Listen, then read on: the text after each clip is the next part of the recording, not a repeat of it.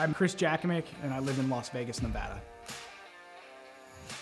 Throughout my military career, I spent the bulk of my career out in Las Vegas. It was the first job I had as I was protecting some sensitive resources out there at Nellis. I would deploy to Kuwait early on in my military career with a larger weaponry system to support Operation Southern Watch. And then from 2003 to 2006, I was part of the emerging drone mission for the United States Air Force and Department of Defense. We were fighting the wars in Iraq and Afghanistan from our backyard. You'd be in war for 12 hours of your shift, and then you'd drive home to your apartment here in Nevada. So psychologically, it was very odd. Like, you felt you were in the combat zone every day because you were seeing it on the screens and it was that important, but I don't know what it did to the human psyche at the time.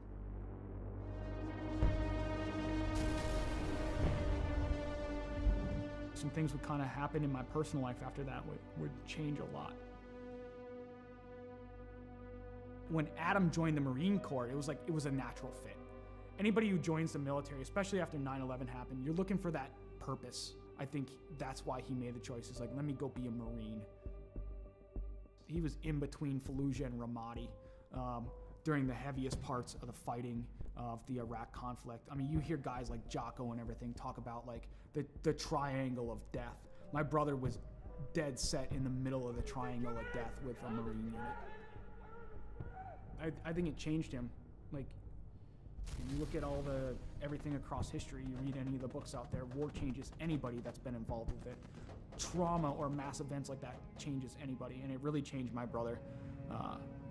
And I get that call. I get the text actually from my stepmom. It's like, I need you to call me as soon as possible. Something's wrong with Adam. All right. Didn't think anything of it. And I'm about to pull off the highway to go celebrate and have some pizza with my classmates. And she's like, Adam's dead. Adam's dead. He had died by suicide that day. 25th of July, 2017. And it changed my world forever. I think that was the first time I saw or heard someone broken through the phone. There was a time where I was concerned that he wasn't going to make it. There were times I thought we're going to have to camp out outside of his house, or we might get that phone call. Are we ready for that phone call? I couldn't catch a break. A fellow first sergeant I served with, he had died by suicide. On the day of my buddy's funeral, I'm going through social media and I see this, what appears to be a manifesto from one of my old airmen. My first thought was like, today's not gonna be a good day. And sadly, my hunch was right. He had killed his own family and taken his own life on the day of my buddy's funeral. It was just compounding trauma after trauma after trauma. I cracked. I fell hard with alcohol. That was rock bottom.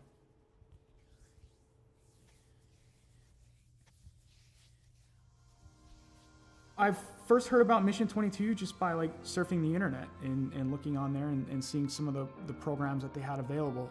I was like, something seems right about this. To be in a program like the R&R program with them and the innovative things that they're putting together, I have not seen in any other veteran nonprofit. It's putting all this stuff together to heal in the most effective way possible. They're making you do a lot of the hard work through reading, through audiobooks, through physical fitness, through nutrition, open discussion, critical thinking, neuroplasticity and cognitive feedback to where you're developing the brain more. It's given me a chance to regain my life.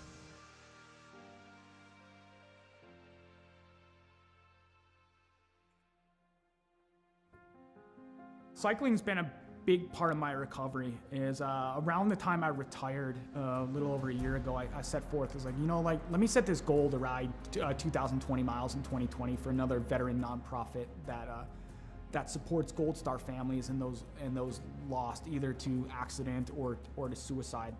Every time I got on that bike, I was like, you know what? There's a name, there's a dash that I'm gonna honor today. Not the dates on the gravestone. Is like, I'm gonna honor that life. So it gave me purpose. And it just became like a release for me to where the pedals would spin and I would get out of my head for a little bit.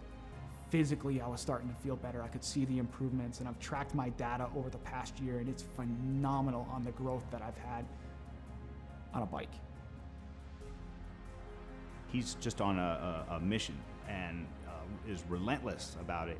Every day he pushes it from the loss of his brother and a number of different trauma that he had gone through in his life. It was absolutely critical for him to find something that he could sink his teeth into. I think he's taken the ball and run with it with Mission 22, especially the R&R, the recovery and resilience part. I think it makes him stronger in the person that he is today. I don't know why I fell on the bike. It was just like, okay, it called me, and then I kept going. So that scene from Forrest Gump where he just starts running one day and it ends up in Monument Valley in Utah. He's like, I'm tired, I think I'll go home now. I'm not tired yet. I'm not ready to throw the towel in like Forrest Gump did. I'm getting on that bike and I'm keeping on going because there's something about it. There's something about just getting out in nature, having that breeze in your face and seeing some of the beautiful landscape here in Las Vegas where it takes you away from the stressors and the challenges of the world for a little bit. And you can just appreciate the beauty that is out there and be in the moment. And then it got serious because the Air Force enrolled me in the Air Force Wounded Warrior program and it transformed into Lo and Behold training. If I do this well, maybe I can go represent the Air Force. Maybe my grief and everything in my entire story can come to fruition because I can put the energy into something positive.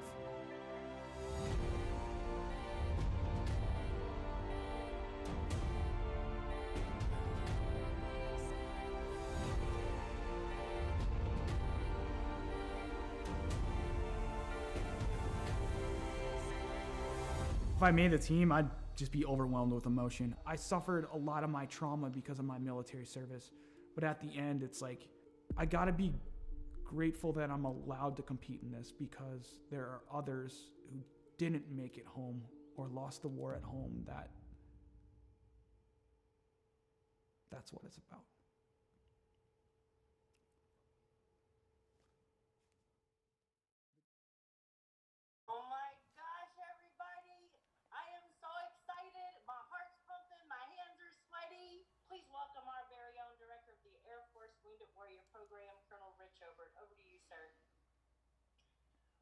Welcome, warriors and athletes. Today we're going to announce the 2021 Air Force Team for Warrior Games. The selection was difficult as there were many hardworking and deserving individuals, and the work and dedication was apparent by all. I know the suspense is killing you, so I'll turn it back over to Marcia. Good luck to each of you. Back to you, Marcia. All right, thank you, sir. Starting us out from Air Education and Training Command, Major Daniel, Lieutenant Dan Cariña. Yes, yes, yes. Air Combat Command, out of Texas, Master Sergeant Nicole Nikki Favuza. From Valdosta, Georgia, Technical Sergeant retired Antonio Del Vecchio. From East Liberty, Ohio, Airman retired Pete Murphy. Technical Sergeant retired Margie Hinkle. And coming up next, former pole vaulter, that is very similar to Blaze Bilardi, coming to you from Las Vegas, Nevada, Master Sergeant retired Chris Jack Jackamek. Warrior Games competitor back on the team, Staff Sergeant retired Joseph Alex Pate. Whew. What? He did All right. big things back in the day. He's gonna do big things. Coming to you from St. Henry. Wow. We look at Mission 22 and we see all the shirts, we see all the flags out there. I don't think enough of the people understand how big the programs actually are and how that is actually in there. And like, I'm a benefactor from the donations of these private donors that are there to allow me to live life, to improve life for not only myself, but for friends, for fellow veterans, for my children, for my girlfriend, for my family, is to be that, to say, you know what? We can keep going at the end of the day. We can keep going, no matter how hard it gets. no matter how difficult life becomes, we can keep going.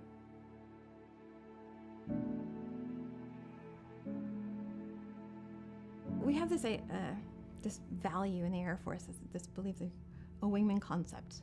We're gonna take care of each other. We've got each other, and it gives us hope, right? And so if you have been knocked down, I say this a lot, by the baseball bat of life, right? You're on the ground. If you know that someone's got you, it's got your six, no matter what, that's gonna help you get back up again. And that's part of Mission 22, I think, for him.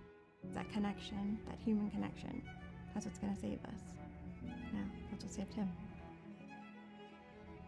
He can be a light in darkness.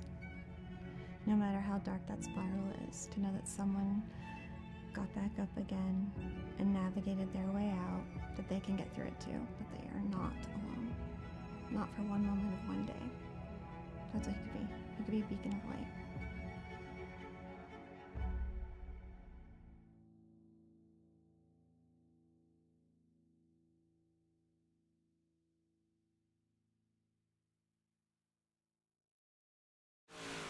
Welcome back, everybody. It's been a long few weeks. I've been away, European vacation, then a case of the flu, being stuck in a plane with a group of people. But we're back. Big shout out to Shaggy TV for filling in for me while I was out. Greatly appreciate that. The viewership has been nothing short of outstanding. The racing, likewise, has been pretty good. We've had some admin issues, but everyone was able to work through those while I was away. See Jordan LaFawn out in the audience. Thank you for joining us. Don't know how many fans we'll have tonight. Notre Dame and IU play tonight for the college championship, but we're going to get underway anyway. Roxanne Jones is with us. Ma'am, thank you very much. It's good to be back. I'd like to say it's good to be back at work, but I don't think that's the case. But it's good to be back behind the microphone finally. Feeling better and getting ready to go here at Williams Grove. Caden Berry at the top of the board, followed by Morano, Christopherson, Donald Ingram, and Jesse Ingram are your top five. We're going to take a break for the national anthem straight up on the hour, and then we will get underway. Jesse Ingram is out there. Randy Carter Painting. Sir, thank you for tuning in. Roxanne Jones cheering on the CSC gang. I think they were out in St. Louis, was it last week or the week before? Kind of followed those guys on Facebook while I was out. So looks like they had a good time. Braden Carter with the quick time out in St. Louis on the sim rig. So that was kind of cool to see. Thank you all for tuning in, and we are getting ready to get underway. We will take a break here real quick, and we will play our national anthem. Let me dial it up here. Hope everybody is having a joyous holiday season as we get underway. Thank you for tuning in. I know there's a lot of things that you could be doing. Greatly appreciate everybody for tuning in. Without further ado, take some time to think about those serving the national anthem.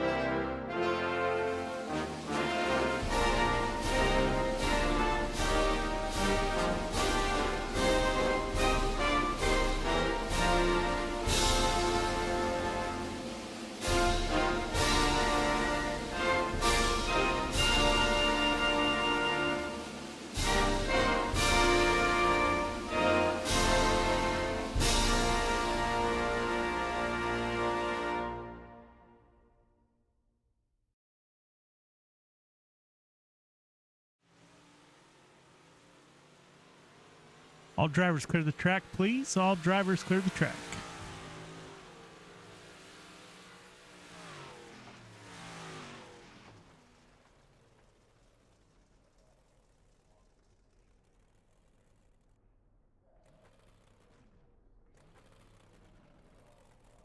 We have advanced to qualifying. Again, Caden Berry, Anthony Morano, Clay Christopherson, Donald Ingram, Jesse Ingram are your top 5.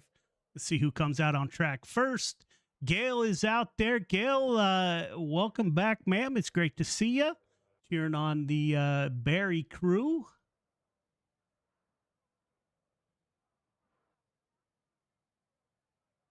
Rhonda is out there. Welcome back, Rhonda. Also cheering on the Berry crew. Dean Reynolds in the 79 car is the first car out on track.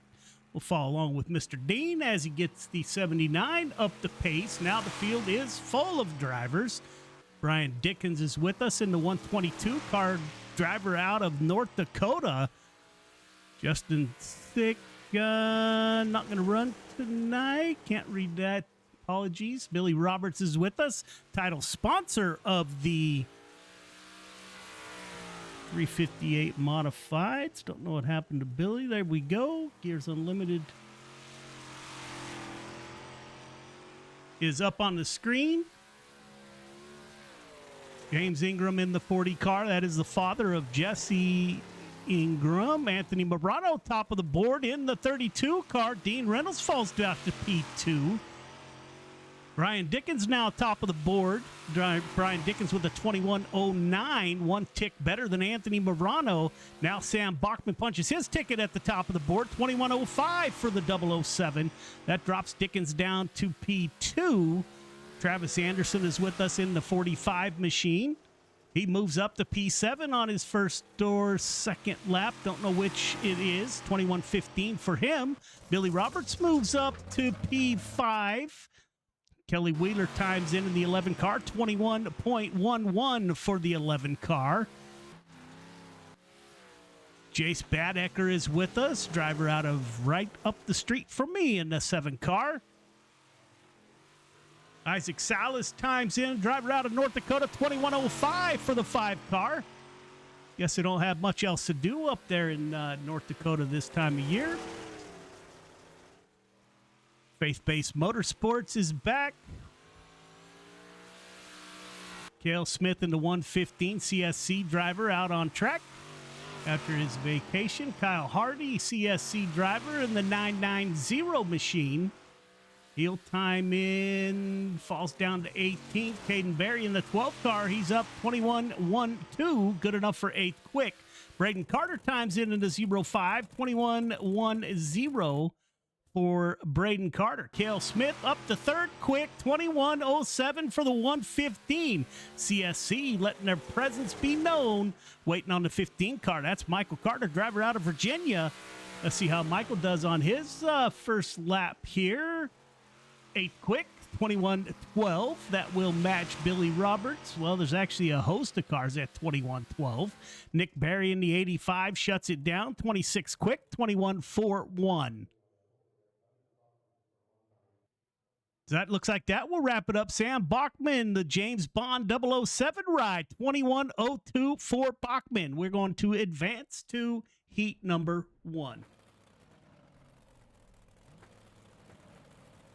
Sam Bachman, Brian Dickens on the front row. Kelly Wheeler, Caden Berry in row number 2. Randall Dixon, Michael Vitale in row number 3. Logan Wentz, Mark Gilbert in row number 4. Jace Badecker and Anthony Vitale Jr. will round out your field of 9 drivers.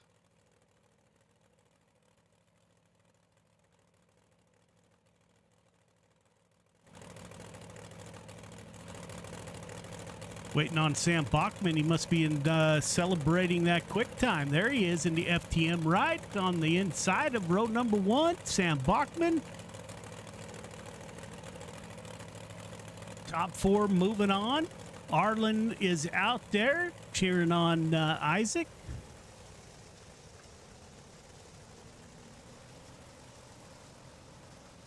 Thank you, everybody, again for tuning in.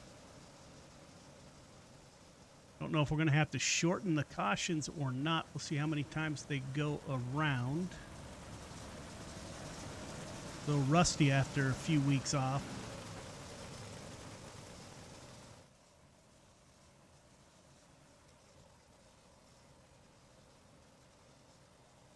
If you want to take a look at the points for Dirt Track Bank Friday Night Lights, you can find them at fnlrl.com.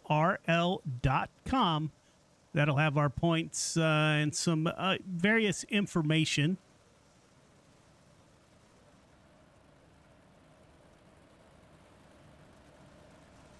Looks like we will shorten the laps, caution laps.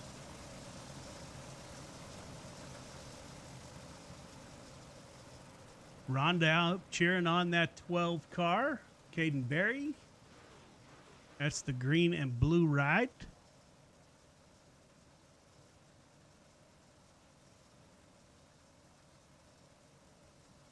Watch the 213, Michael Vitale, Air Force veteran. As always, like to thank Michael for his service to the United States Air Force as a power production specialist in a new red and yellow. Not used to that on the 213. Pace truck has pulled off. Ladies and gentlemen, we're getting ready to go green as they're coming out of turn number 4. The 007 looking for the green flag. Green flag is out. Kind of a gaggle of cars. Got kind of wadded up in turn number 4. Looks like Dickens didn't go, but it'll be Sam Bachman out to the lead. Brian Dickens in P2, Kelly Wheeler in P3. Wheeler on the inside in the 11 car. He's pulling up on the inside of the 122. Looks like somebody in the back, the 17, Mark Gilbert, into the outside fence. Caden Berry moves up to P3 in the 12 car. As he's getting it done, the 11 car, you can see the wheel turn. The car is not turning. Sam Bachman, that is the most safe place you can be here at Williams Grove, is out front. Brian Dickens trying to close in the 122 car. Kelly Wheeler currently the 4th and final transfer driver in the 11. Looks like the top 4 starting to break away. Randall Dixon in the 011 is the first car on the outside looking in. Logan Wentz back there with him. Anthony Vitale Jr., Michael Vitale battling it out. Jace Badecker in the 7 car is at the back of the field. Lap 4 of 8. Bachman has led it from the start. Brian Dickens in P2. Caden Berry trying to find a way up there. Go on board with the youngster out of New Hampshire as he's trying to dive that nose underneath the 122 car.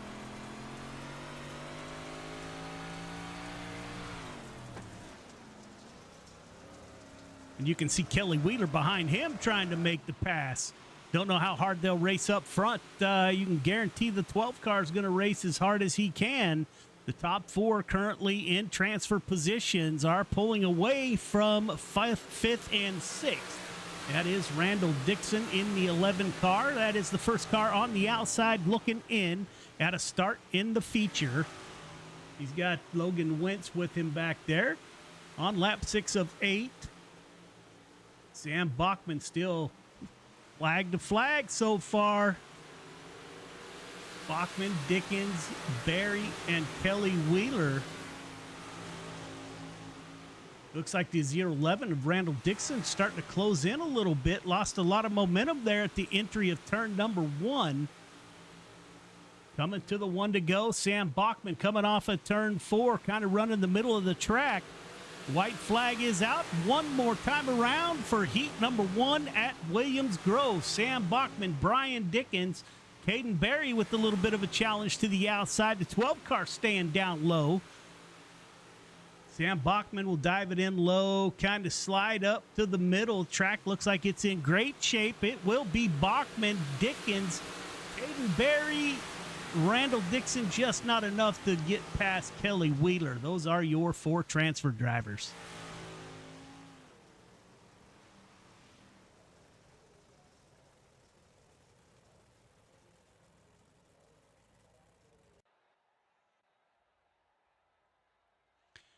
Heat 2, Isaac Salas, Anthony Morano on the front row, Michael Carter, Jesse Ingram in row number 2, Travis Anderson, Hunter McDougall in row number 3, Kyle Hardy, Paul Heward in row number 4, Nick Berry and Clay Christopherson round out your full field of 10 drivers. This is going to be interesting. Isaac Salas and Anthony Morano with a little bit of history of beating and banging. Those two will start side by side. Will that, we'll see if they can behave themselves. See if we can shorten it. I'm going to try to shorten it, fellas. We'll go first time by.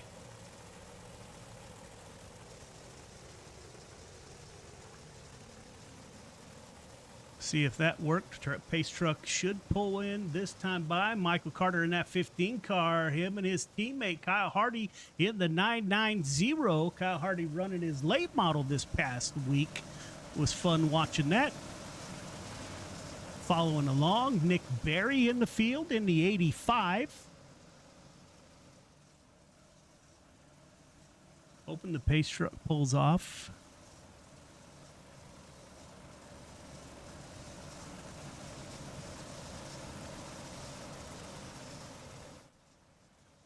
No, he will not.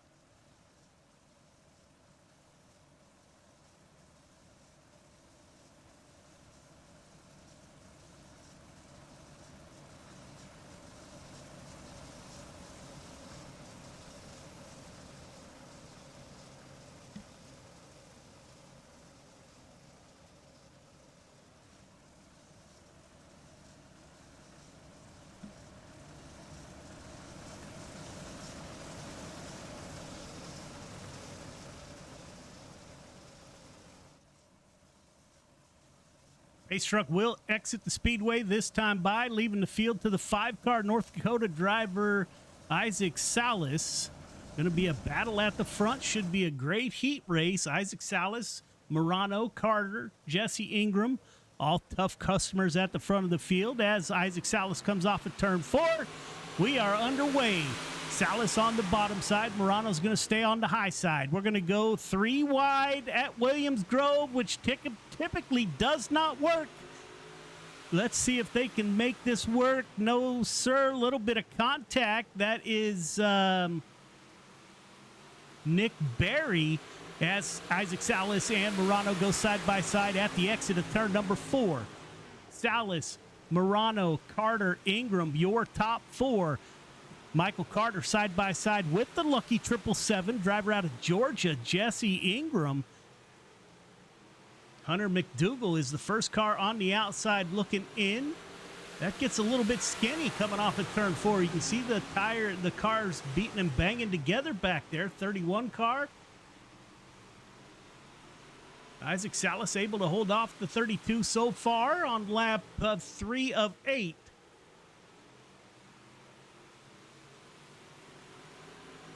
Hunter McDougal, he's in 5th position, the first car on the outside looking in. He's trying to throw some haymakers in there, makes a little bit of contact. He's able to stay off him in the 990. That is Kyle Hardy gets by. That'll put Hardy, the first car on the outside looking in. Very narrow track in the turns. Kind of nervous about tonight, but we'll see how it goes. Kyle Hardy on the bottom side. Everybody else choosing to go up high. Gale picking Nick Berry. Rhonda cheering on Nick Berry. Thank you all for tuning in once again. Roxanne.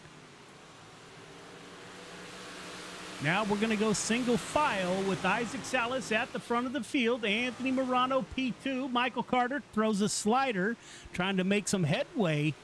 And he falls back a little bit. Again, the lucky 777. That is Jesse Ingram, the final transfer driver. Looks like lap traffic may become a thing. 2 laps to go. Kyle Hardy continues to keep that purple 990 down low, trying to get up there and battle that 777. Coming off of turn 4. Salas and Morano running a very similar line.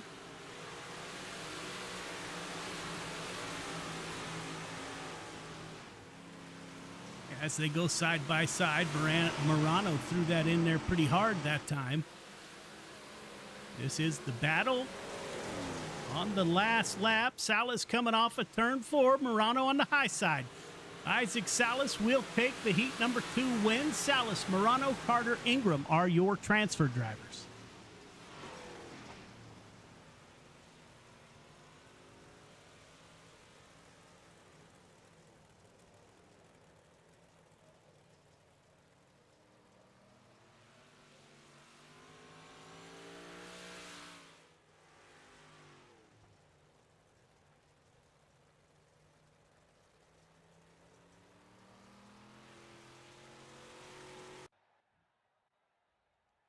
Heat 3 on the grid. Cale Smith, Braden Carter, CSC front row. Billy Roberts, Dean Reynolds in row number 2. Anthony Marfulio, Scott Ryome in row number 3. Donald Ingram, James Ingram. So the Ingram brothers, or father-son, in the 4th row. John Morano and Andrew Harley round out your field of 10 drivers. All right, drivers, I'm going to try to shorten it so we go green the first time by. Let's see what happens.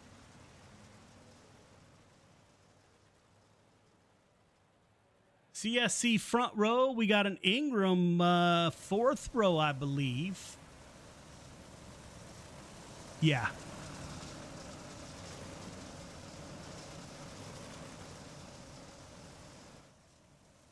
Yes, if you can. Let's see if it works this time, and if not, then my hotkeys broke. Cale Smith will take us to the green flag. The pace truck is off. We're going green this time by. Cale Smith coming off a turn 4, driver out of South Dakota. We are underway. Cale Smith with his teammate Braden Carter on the outside. Braden having a great year running in the Pro Series in that 5 car. The youngster out of Virginia. A couple cars getting a little bit loose back there.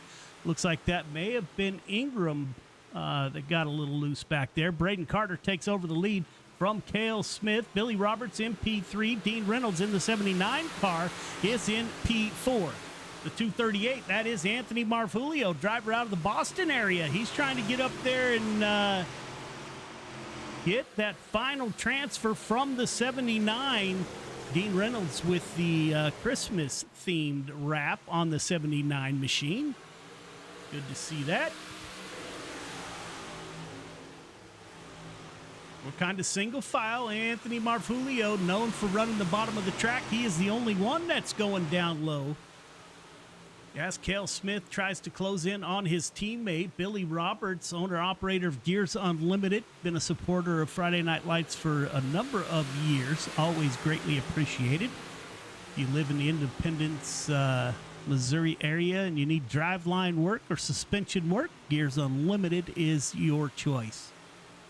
Braden Carter now starting to pull away from the field. Cale Smith holding up Billy Roberts a little bit with Dean Reynolds on the outside. Let's go on board with the 79. Looks like he could use a tear-off, actually, but 79 is...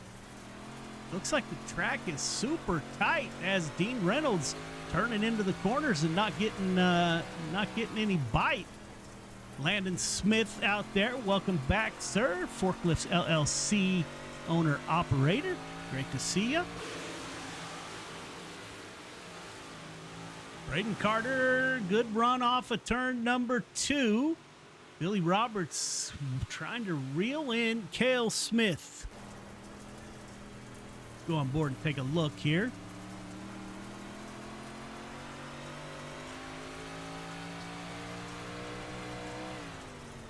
Looks like the bottom of the track is going to wear out pretty quick, and then we'll move all cars up to the high side. Hopefully the racing continues to be decent as Cale Smith looks like he's getting off the throttle way before the 99 car. And he kind of closes in there at the entry of the corners. Billy Roberts is going to send it down low, slide through the slick. Can he get bite off of the corner? No, sir. Cale Smith into 115, able to hold him off. Braden Carter with the lead, coming off of turn 4, heading for the white flag, the 5 car, the youngster out of Virginia. Braden Carter will take the heat win. Carter, Cale Smith, Billy Roberts, Dean Reynolds, your 4 transfer drivers. Thank you, Landon. It's good to be back, sir.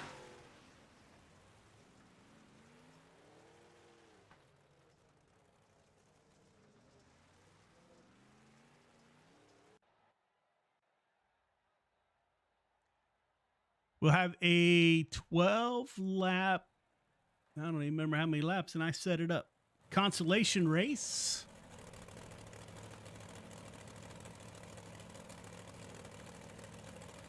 Twelve cars will transfer. So 18 cars, 6 cars heading home tonight. Randall Dixon on the front row. I guess I need to do that, don't I? As soon as I can find my cursor here.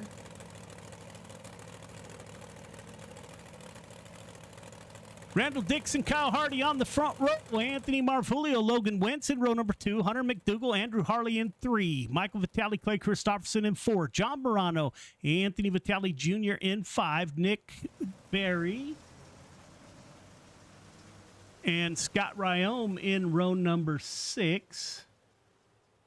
Jace Badecker, Paul Heward in row number 7. Donald Ingram, Mark Gilbert in 8. Travis Anderson and James Ingram round out your field of 18 drivers.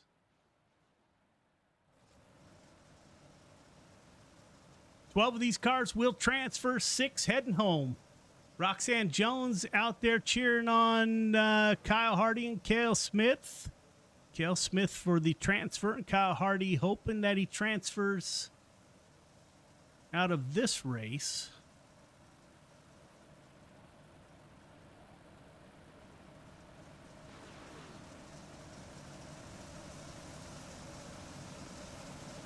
Going to keep an eye on the 12th position. That is the 4 car of Scott Ryome, or once they settle out, let's see. On the outside of Nick Berry, whatever car that might be. Looks like it may be the 031. That is Paul Heward.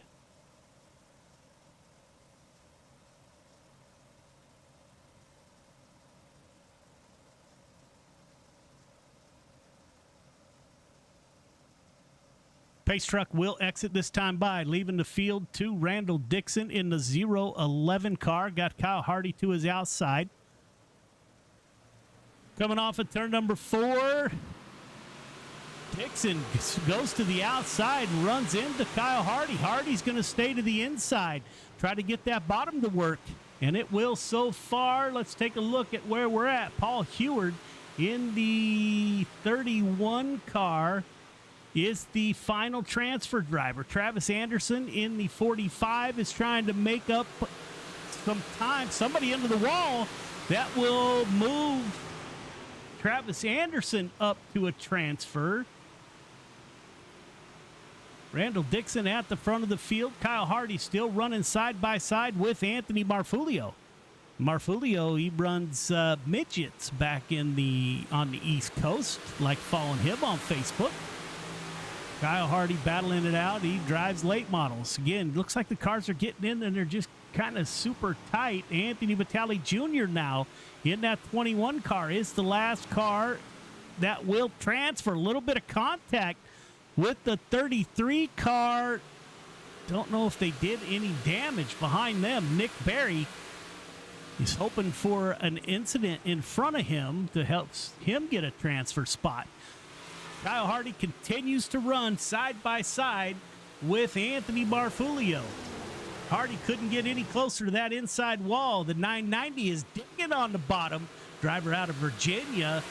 Marfulio able to hold him off. It's typically the 238 car that's down low. Anthony Marfulio's running the top, which is surprising.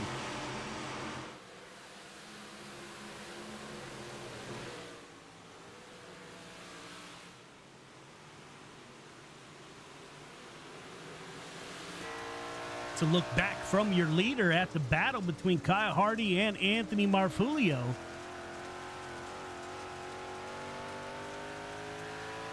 Doesn't look like we have too much dust tonight. I've heard that being an issue with drivers. Slider coming from Kyle Hardy. He'll park it in front of the 238. Give the P2 to Kyle Hardy. Again, we're keeping an eye on John Morano now in that 033 ride. He is the final transfer driver. He's got Anthony Vitale Jr. in front of him. That car is kind of injured in the 21. The driver out of New York drives a modified in real life on the East Coast. Logan Wentz in the 018, still out there digging. Clay Christopherson in the 051. Michael Vitale has settled into kind of a comfortable place. He knows he's going to transfer. Looks like lap traffic may become a thing.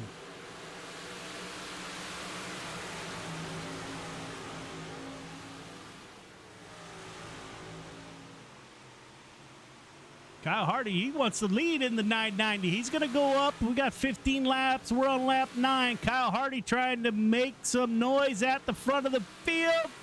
Gets skinny off of turn 4. He's able to stay off of Randall Dixon. Michael Vitale, Paul Heward in the 031. He's back in P8. Scott Ryome in the 4 car.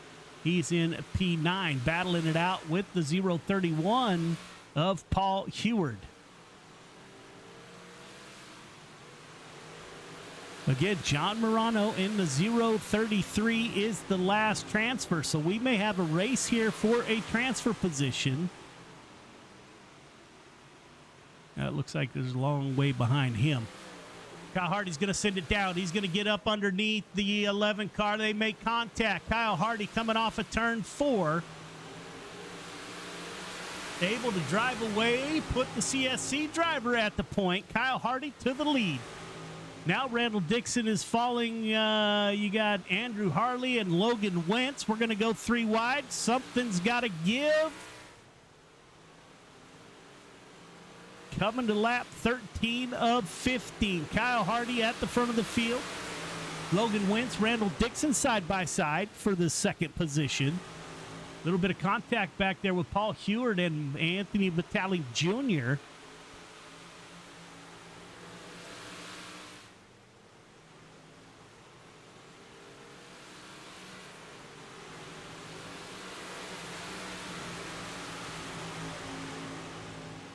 Looks like there is no risk of the 33 car. Looks like he's going to transfer unless something happens in front of him. Vitale Jr., Travis Anderson is back there in the 45. Paul Heward, Scott Ryome, Clay Christopherson in the 51. Running a clean race. Nice and quiet. Kyle Hardy's about to come up on lap traffic. We'll see how that's going to play out at last lap. And maybe it won't. Logan Wentz safe in P2. One more corner to go. Coming off of turn 4. CSC driver from Virginia, Kyle Hardy, will take the consolation win. Wentz, Dixon, Harley, Marfulio, Vitale, Scott Ryome, Clay Christopherson, Heward, Anderson, Vitale Jr., and John Morano are your transfer drivers. Ladies and gentlemen, cars will go into warm-up. We will take a quick break. And when we come back, we will have your 30-lap feature.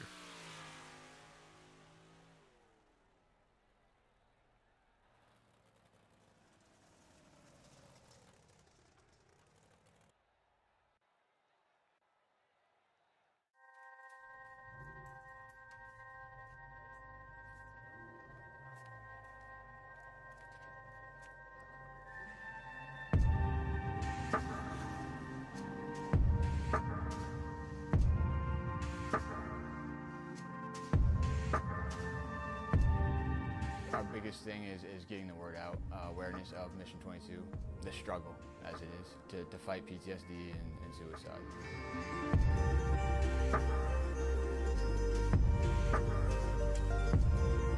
My name's Corey Decker.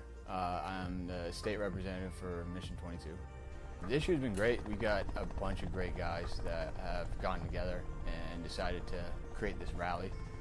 The word's getting out, and it's turned into quite an event where we can actually help a lot of veterans.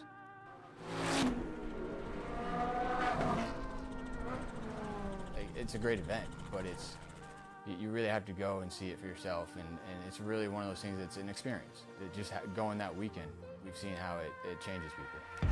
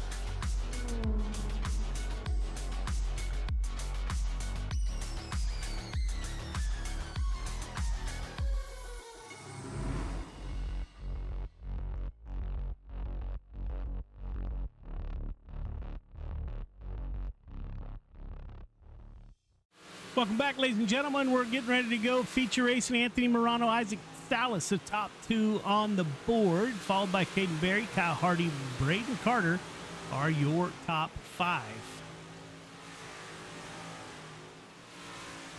No racing next week. We're taking the holiday off, so no racing on the 27th.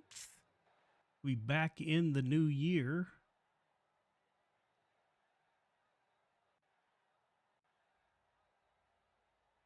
As the cars take to the grid.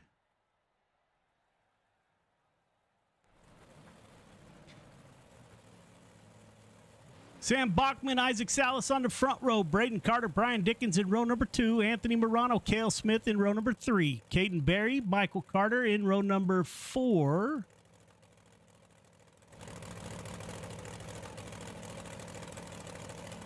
Billy Roberts, Kelly Wheeler in row number 5. Dean Reynolds side by side with Jesse Ingram in row number 6. Kyle Hardy, Logan Wentz in 7. Randall Dixon or Andrew Harley in 8. Anthony Marfulio, Michael Vitale in row number 9. Scott Ryome, Clay Christopherson in 10. Paul Hewer, Travis Anderson in row number 11. Anthony Vitale Jr. and John Morano will try to come from the back of the field. 30 laps to get it done.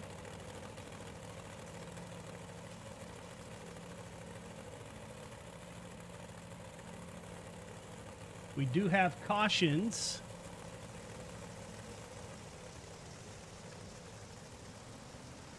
All right, drivers, let's see if the hotkey works. Going green next time by, possibly. Jordan LaFawn out in Indiana. Big game tonight between Notre Dame and IU. I'm actually recording it. Big Notre Dame fan. Not by choice, but by birth.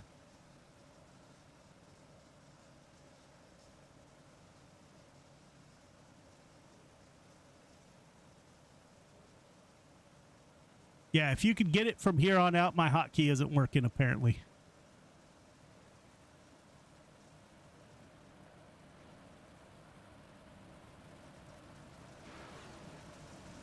Another long time around by the pace truck.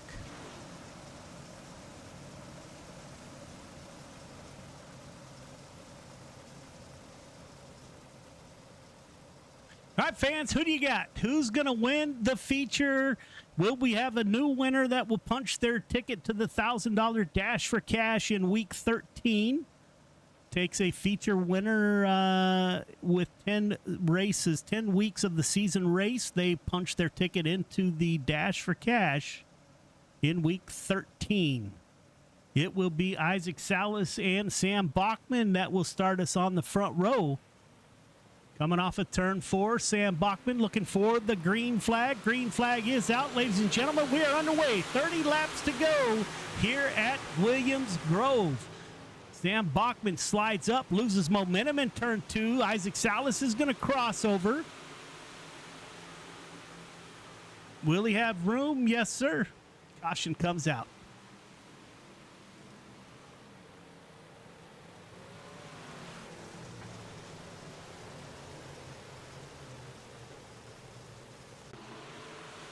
Not sure who it was. There you go. 3 wide going into the corner does not typically work. Just a wad of cars going for the same space. Yes, the caution comes out.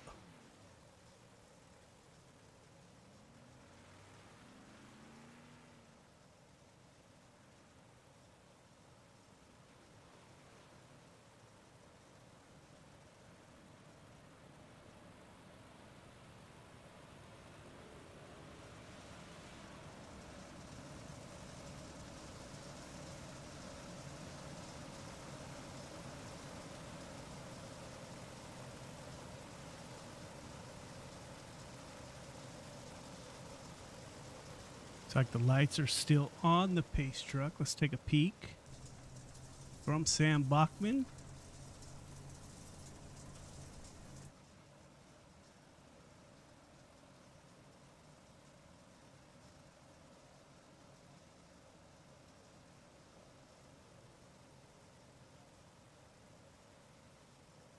Anybody have a 1 to go hotkey that you can press for me?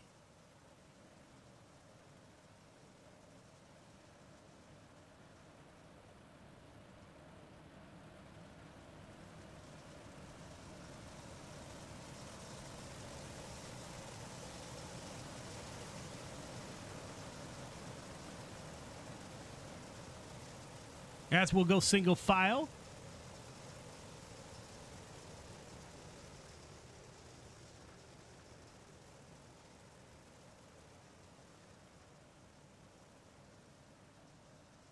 Sam Bachman, Isaac Salas, Braden Carter, Brian Dickens, Anthony Morano, Cale Smith, Caden Berry, Michael Carter, Billy Roberts, Kelly Wheeler, your top 10.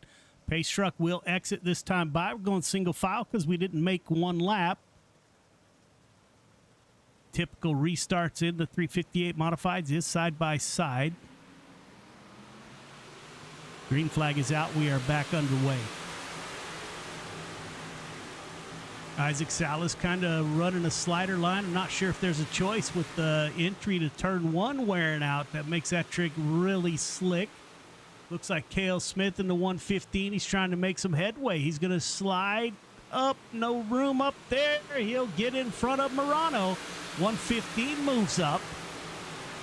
Morano's going to go back downstairs and try to return the favor. Cale Smith running higher than anybody else on the track. Caden Berry in the 12 car is back there comfortably. Father-son, or Michael Carter behind him in the 15 car, not father-son. Billy Roberts, Kelly Wheeler in the top 10. Jesse Ingram moves up. We're going to go almost 4 wide. Yikes.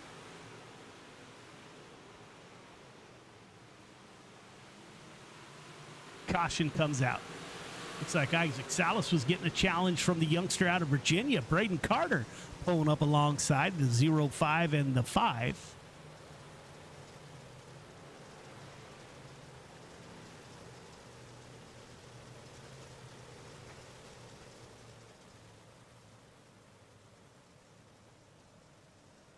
As our second caution comes out.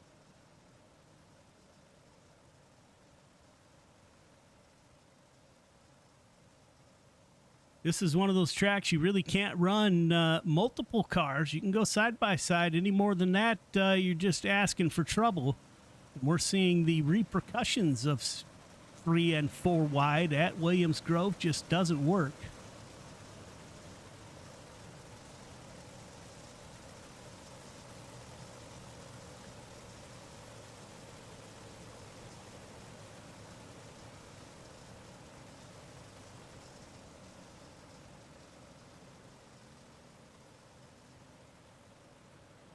Sam Bachman still at the front of the field. We're going to double them up. It looks like they did go give it the pass to Braden Carter in the 0-5. He'll be on the outside of row number 1 with lap 4 of 30, coming up on 5 of 30.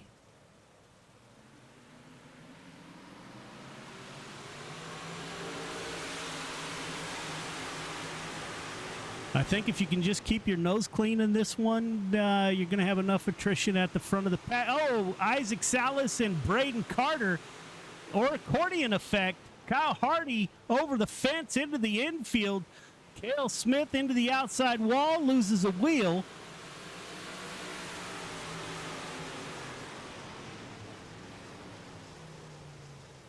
That started up front with Braden Carter, I believe, and accordion effect all the way back through the field. Kyle Hardy in the 990 was the unlucky recipient. Took a ride over the fence. See Anthony Marfulio. You see the 031 of Paul Heward. And I don't know who else that is on pit road there.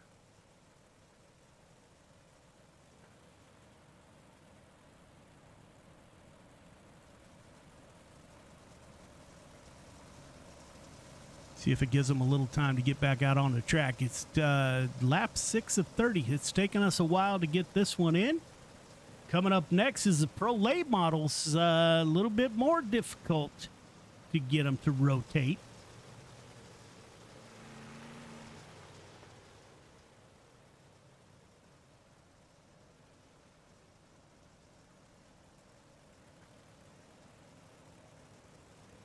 See Dean Reynolds coming off of pit road. Cale Smith. Anthony Vitale Jr.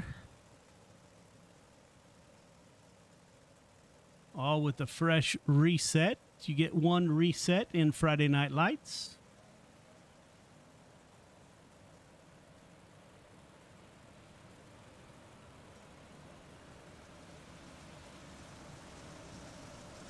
as they try to catch the back of the field.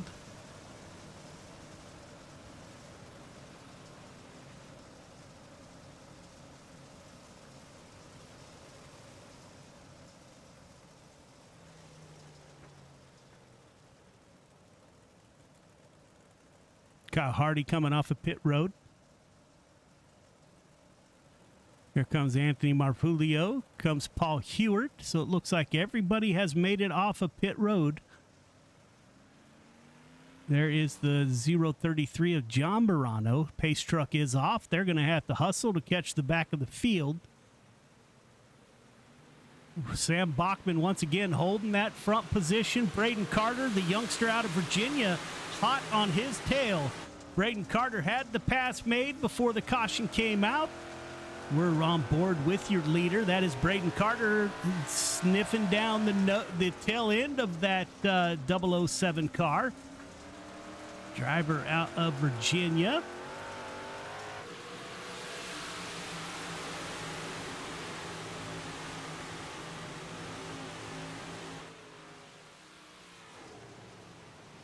You see the dust starting to become a factor here at Williams Grove. Up front, trying to mind their P's and Q's. Looks like we are a little bit spread out. Looks like we got some congestion in the back of the field. Anthony Vitale, Michael Vitale, my apologies, in the 213 car back there side by side with Andrew Harley. Are side by side in front of them. That's the 011 of Randall Dixon. This is where all the action is at on lap 9 of 30. Up front, who is running down low? I think it was Isaac Salas taking a peek down low. Brian Dickens is battling it out. That's my teammate, driver out of North Carolina in the 122. Caden Berry slowly moving up. He's up 2 from the start in the 12 car. Michael Carter up 2 in the 15 car. So they're starting to catch the front of the field as Dickens goes side by side with the 5 car of Isaac Salas. Coming off of turn 4. Dickens running a little bit lower. Good run on the high side by the 12 car.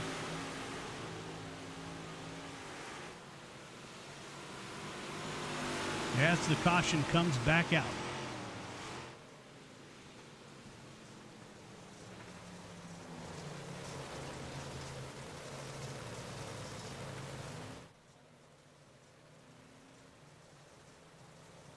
We got a group of drivers that are up 5 position. Logan Wentz, Randall Dixon, Andrew Harley. Michael Vitale is actually up 6. In line for the Gears Unlimited Hard Charger Award. We give out Hard Charger at Quick Time and Feature Winning Awards this year.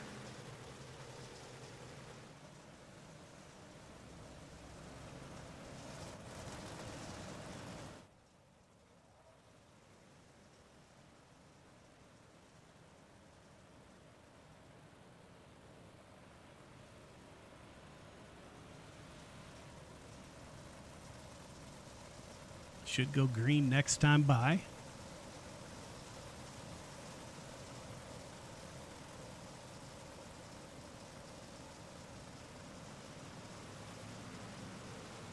We're going to double it up and go green this time by.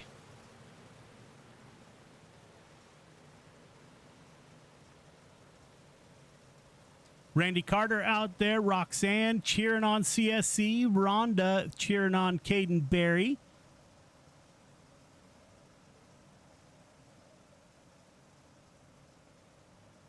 Sam Bachman will take us to the green flag. He's in turn number 4. A little bit of beating and banging with the 05. It's like Caden Berry trying to get a jump down low. See if we can make it through the turn. We're going to come off 3 wide.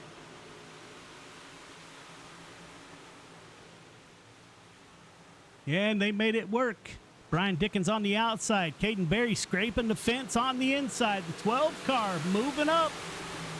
Caden Berry is up to P5. Michael Carter now Michael Carter is up to P6. Sam Bachman at the front of the field. Braden Carter with his hands full. That's the 0-5 and the 5. Isaac Salas trying to get it done, coming off of turn number 4.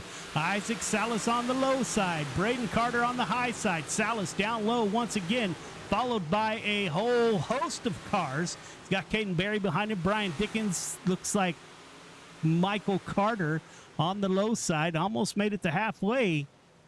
Lap 14 of 30.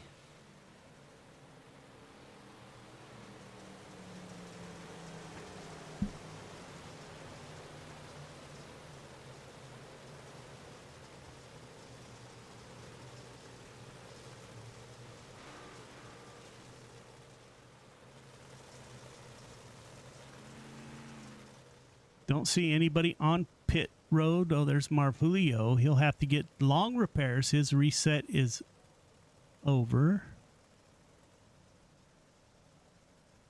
Somebody exited. Don't know who that was. Travis Anderson, possibly. Clay Christopherson has exited. Scott Ryome has exited, I think. Take a peek on the field here.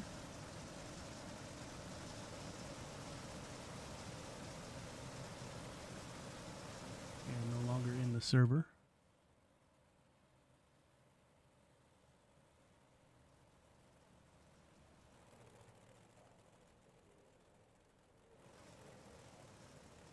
.44 car coming off of pit road. I think Marvulio might be stuck for a while unless he exits.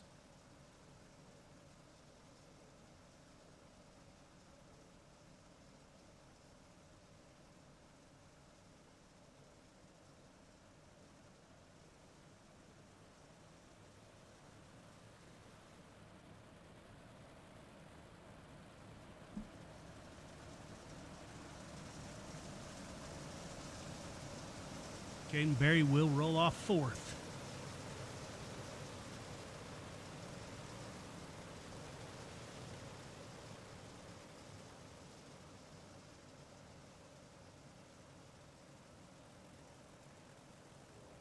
Here comes the 238, so Anthony Marfulio will join the back of the field. Pace truck should exit this time by. Sam Bachman still at the front of the field. 007 has not run anywhere else but the front. He's able to hold off. He slides up, gets in front of Braden Carter. Looks like Isaac Salas is trapped down low underneath the 12 car. 12 car is going to go up, won't force the issue. Side by side in the back.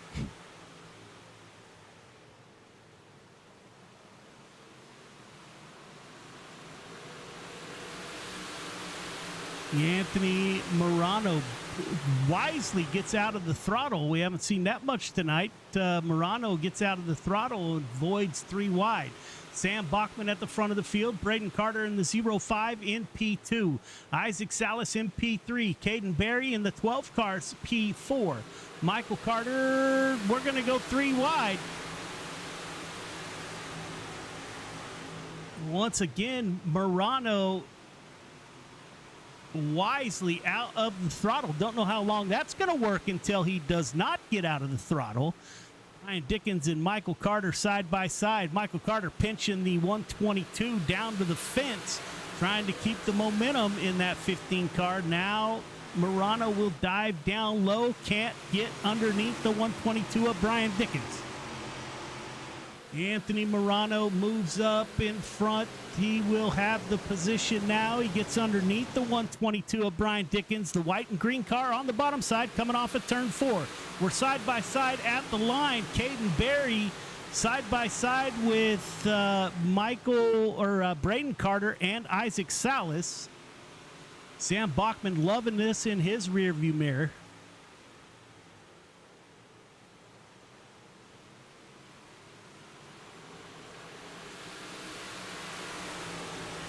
Lap 20 of 30, so they are winding down. Isaac Salas scraping the fence. The 12 car is Caden Berry, he's the only one that can keep his car down low. Salas goes in low, slides up high. He's got Braden Carter to his outside this time. Is there enough room?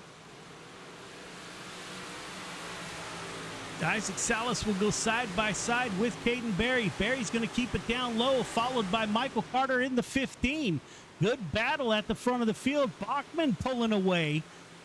Braden Carter in P2 has his hands full with Isaac Salas. Now he's able to clear the 5 car. 0-5 of Braden Carter, lap 22 of 30, so he has some time to get it done. 5 car to the bottom. Isaac Salas to the extreme high side.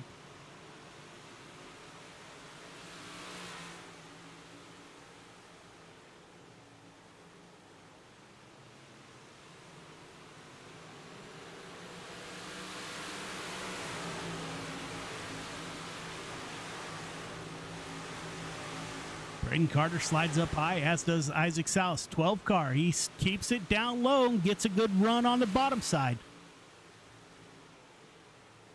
Michael Carter in P5. Brian Dickens in P6. Anthony Morano in the 32 car. He's P7. Logan Wentz in the 018. He is P8. Kyle Hardy in the top 10.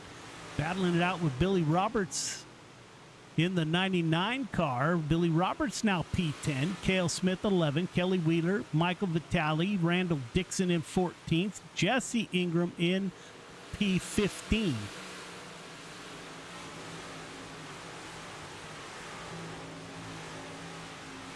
Braden Carter trying everything he can to get up there and battle Sam Bachman. Bachman not making any mistakes at the front of the field. Let's go on board with Braden Carter. That 007 is on a rail.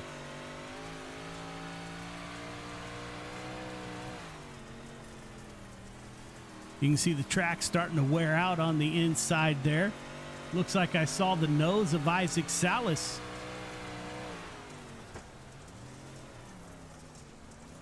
On board with Isaac Salas in the 5 car. Looks like our top 4 kind of stuck. Now Sam Bachman starting to pull away from the field a little bit. Caden Berry is not giving up on the bottom of the track, trying to get that 12 car down low. As the caution comes out on lap 27 of 30.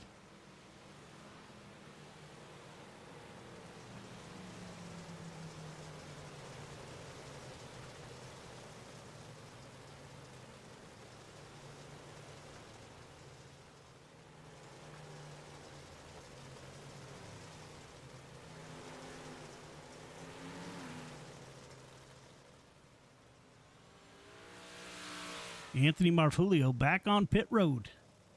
238's had a rough night in the 358 modifieds.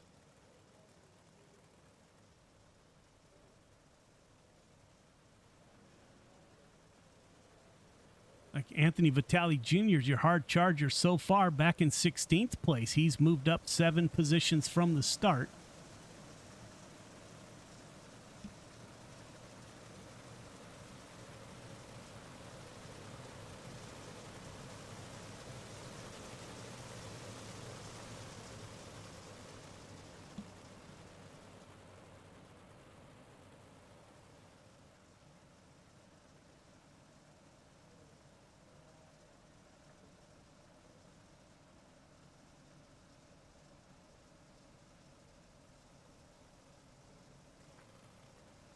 Sam Bachman, Braden Carter, Isaac Salas, Caden Berry, Michael Carter, Brian Dickens, Anthony Morano, Kyle Hardy, and Billy Roberts, your top 10.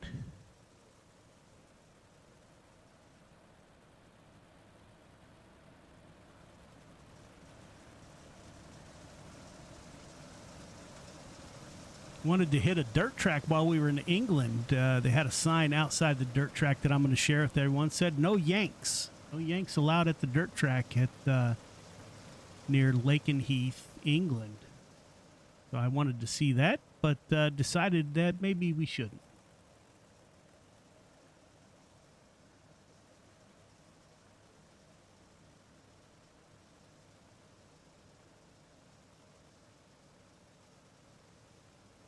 Pace truck is off on lap 28 of 30 when we go back green. Bachman, Carter, Salas, your top three. Caden Berry wants a step on the podium. A little bit of contact between Isaac Salas and Braden Carter. Salas is going to go low. The 12 car is going to go lower and keep it down low for the pass. The 12 car caution comes out. We will go green, white checkers, I believe.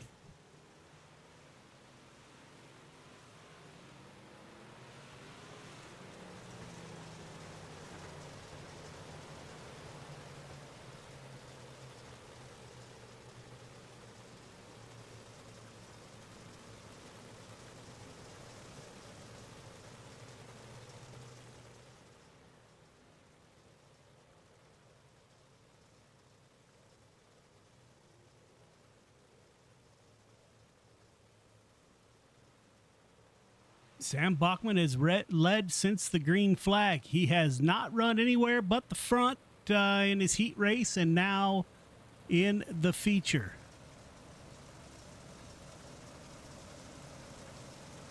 Our good friend Chris Cox out in the audience. I will try to play the replays of the incidents, absolutely.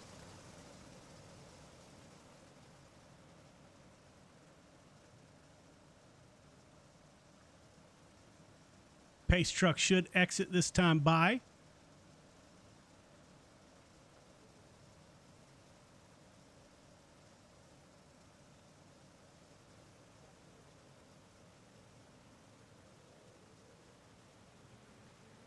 We won't have a green-white checker. We're going to get a shot at finishing this. A little bit of a mess behind your top three. Salas keeps it down low. Once again, Caden Berry in the 12 car. He's going to try to work that inside. Salas saw that coming. Or Braden Carter, my apologies. Braden Carter saw that coming and kept that bottom lane clogged up. Coming to the white flag, Sam Bachman, Braden Carter, and Isaac Salas in the podium positions. Braden Carter's going to go down low, slide up. Can't make it happen. Isaac Salas may take advantage on the bottom side. That is Isaac Salas in the 5 car. They got 2 more corners to settle it. Salas on the bottom side. He's going to slide up and get in front of the 0-5 coming to the green flag, or checkered flag. It'll be Bachman, Salas, Carter, your top 3. Top 3 start finish line, please. Top 3 start finish line.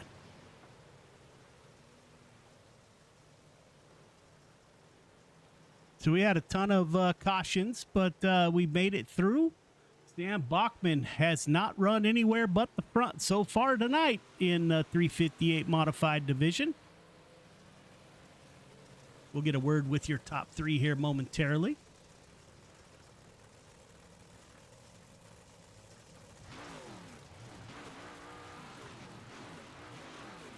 All right, fellas, don't forget to go up for your interviews.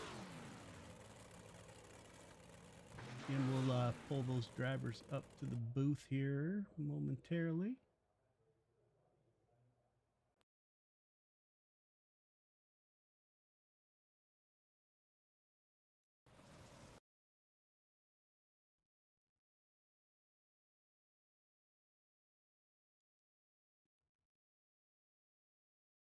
As soon as I figure out what I'm doing here.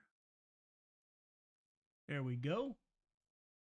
See who we got in the booth. Where am I at here? We do have Braden Carter waiting on, well, Braden Carter.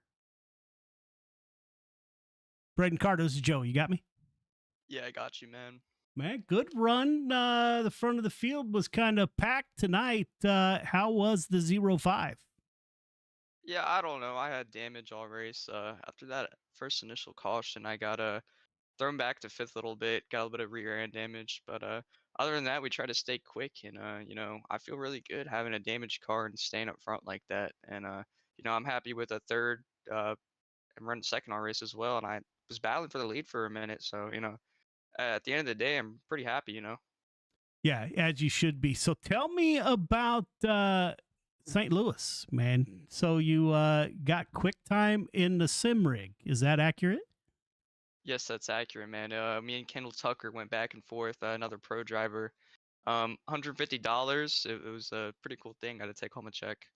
Yeah, man, it seems like that 05 has a nose for the win. And when the cash was down, man, congratulations. That was really cool to see on Facebook. Love following you. And the pro season, how's that going for you?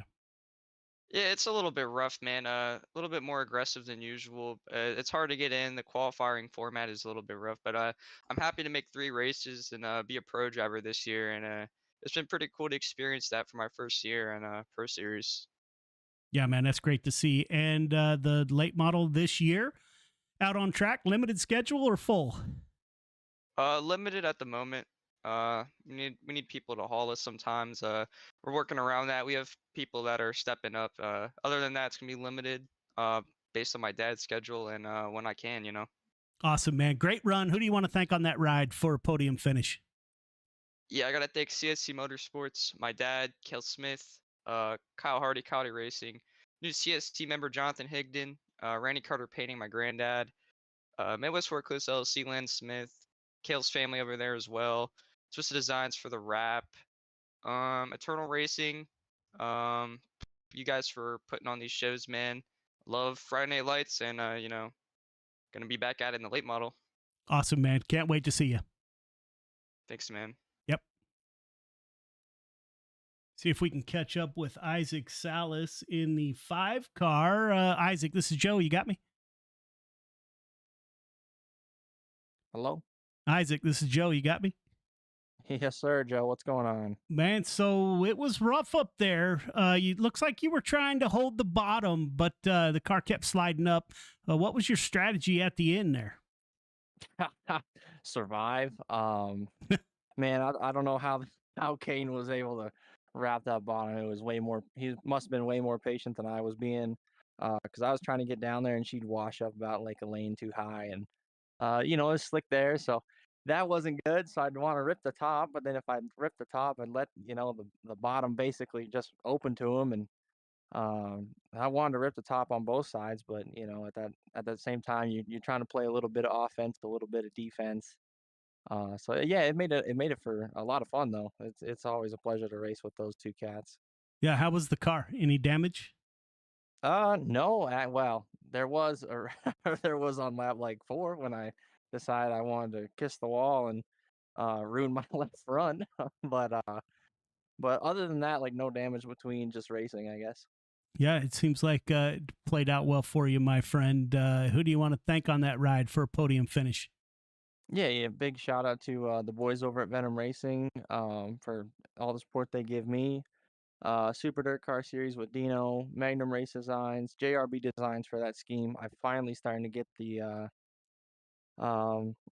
get like the whole fleet done. So it's kind of exciting to see all these cars. We did a little bit of changes to it, so I'm excited to see what that looks like on the broadcast. RSN Trackside, Mission 22, Top Notch Trucking, Shaggy TV, Regency Home Inspections.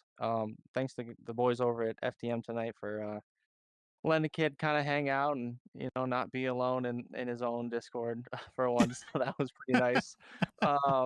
Yeah, I actually had someone to talk to between races, so that was fun. My mom and dad It's lonely at the top, my friend. It does get lonely, man. It's terrible. I got to get these cats running on Fridays with me. It's terrible. But yeah, other than that, like thanks to you, Joe, for the league and everything that you do. I'm happy you're back. I hope you had a blast overseas. Thanks to Kelser, and I think that's about it, man. Thanks to hopefully some more good weather coming in instead of this blizzard stuff we got going on right now. Yeah, I love Montana, man, but there were parts of it that I was like, yeah, it just seems like it never ends. So I feel for you, my friend. Are you out working in this crap? Oh yeah. Oh, you know it, dude. I mean, this was my first day off, luckily. But yesterday was the hard hitting day, so that was fun. I think it was like over a foot or something like that, and Holy in just like smokes. 6 hours or whatever it was. So, and it's cold. It's -10, so it gets kind of brutal. Yeah, I was a lineman up in Montana, and we used to have to hit the pole with a hammer to break the ice so we could climb it. It was just insane. Crazy. So I Yeah, feel you. crazy. And we need to talk about Landman when you and I get time to catch up. That's perfect. I'll hit you up this weekend then, Joe. All right, man. Have a good race, or have a good next Awesome. race. Yeah, thank you, Joe. Appreciate All it. right, man. See ya. Sam Bachman in the 007 has seen nothing but the front of the field all night in the 358 modified. Sam, this is Joe. You got me? I got you, Joe. That's how you get it done right there, my friend. Yeah, the car felt pretty good. Yeah, if you you won your heat race and didn't ever fall back to second, and you were pulling away there for a while, but it looks like they started reeling you in. Were you watching your mirror and seeing them close in? Yeah, I watched them start closing in about halfway. I was a little worried, but I knew if I just kept running my line, it was going to be hard to pass to get the momentum. So I just decided to just keep running my line and hope and pray. Man, you know, I love seeing, you've been with us for a long time, and to see you now running in the front almost every week is absolutely fantastic, man. I love seeing it. Great run by that 007 car. Is this your first win of the year? Yes, I think it is my first win of the year. So if you get 10 races, you punched your ticket to the $1,000 Dash for Cash in week 13. So good on you, man. It's great to see the 007 in victory lane. Who do you want to thank on that ride? All the boys over at FTM, Gunner at Swan Speed Shop, Dean over at Super Dirt Car Series, Expert Installation, Friday Night Lights, and Dirt Track Banks for putting us all on. All right, man. You going to run the Pro Late models? Yes, sir. All right, man. Maybe we'll talk to you again. Good job. Thank you. Yes, sir. All right, ladies and gentlemen, there are the 358 modifieds for the night. We're going to take a quick break. When we come back, we will have the Pro Late models that we just spoke of. So stay with us, and we will be right back.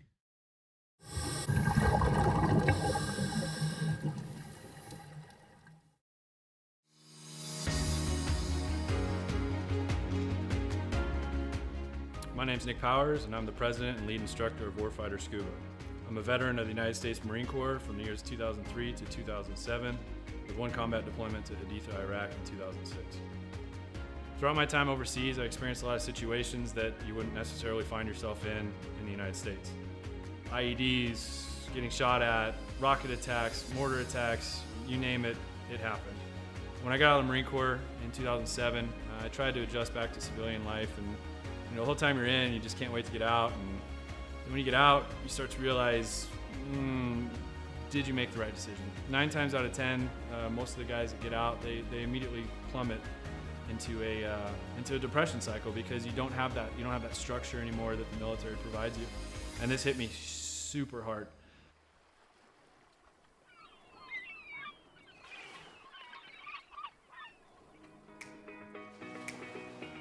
We moved to one of the #1 top dive destinations in the entire world, and I figured I'd start getting back into scuba diving. And after our first couple dives, I realized how peaceful it was underwater and how none of my problems followed me. You're just there in the present moment. I had the idea for Warfighter Scuba, and I kind of hinted at it, and they said, "You go for it." And that's basically how Warfighter Scuba was born.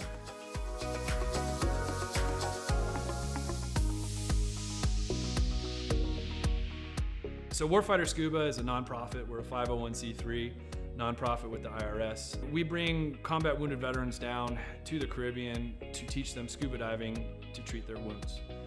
Whether their wounds are physical or mental, such as PTSD, scuba diving is a extremely therapeutic activity for mental stressors and for physical ailments. Mentally, as soon as you go underwater, your body just reacts. It's not normal. You're not meant to breathe underwater.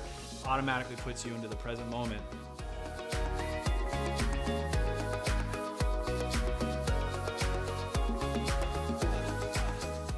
You have nothing but peace and calm.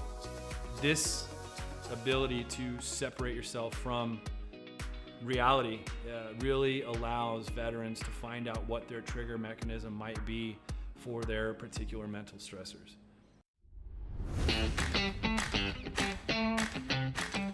So every veteran who comes through our programs gets a 100% funded trip. Each veteran also receives a round-trip ticket from their home of record.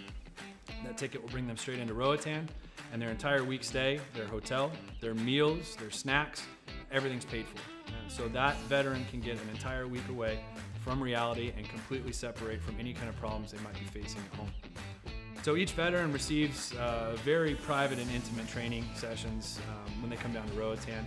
You know, we first start in the pool, we do some confined water skills, we'll then switch out to the open water dives. From that point on, it's not even training anymore, it's just fun. It's learning on a level that I don't think most people have experienced before. We do all the certifications for them that we can in a week at their pace, you know, from open water to full face mask to nitrox. Every trip that we have, whether it's one veteran or 4 veterans at a time, we just have a blast. You know, there's no bad karma. We've seen sharks, we've seen turtles. I mean, we've seen 4 eagle rays at once. I mean, just the things that happen when we're in the water together are truly, they're just unbelievable. The dedication that these vets have now to scuba diving and to wanting to come back and to help other veterans experience what they've experienced, it hits me in the heart more than most things have ever hit me in my heart. It's truly an honor to take, you know, these heroes into the water. It's really cool to see the transformation that happens to them, you know, from being, oh my gosh, you know, I don't know if I'm gonna be able to do this. You know, I've gone snorkeling a few times, or, you know, I'm not that good of a swimmer. And the funny thing about scuba is none of that matters. You know, you're completely weightless in the water. You could come down and have 0 experience in the water and be one of the better scuba divers out there.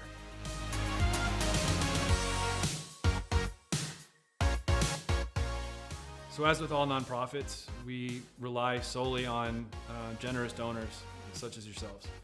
None of these programs could exist without people who are willing to give some of their hard-earned money up to save veterans who might be struggling with everyday life and have that unfortunate thought of suicide. 100% of every dollar that's donated goes directly to the veterans. I personally, myself, I do not take any kind of money. All my time is donated. There's no salary to anybody who's on the board or any staff positions in Warfighter. Donations can be made on our website at www.warfighterscuba.org. And remember, every donation is 100% tax deductible. Welcome back, ladies and gentlemen. Justin Sick at the top of the board. Let's get the show underway.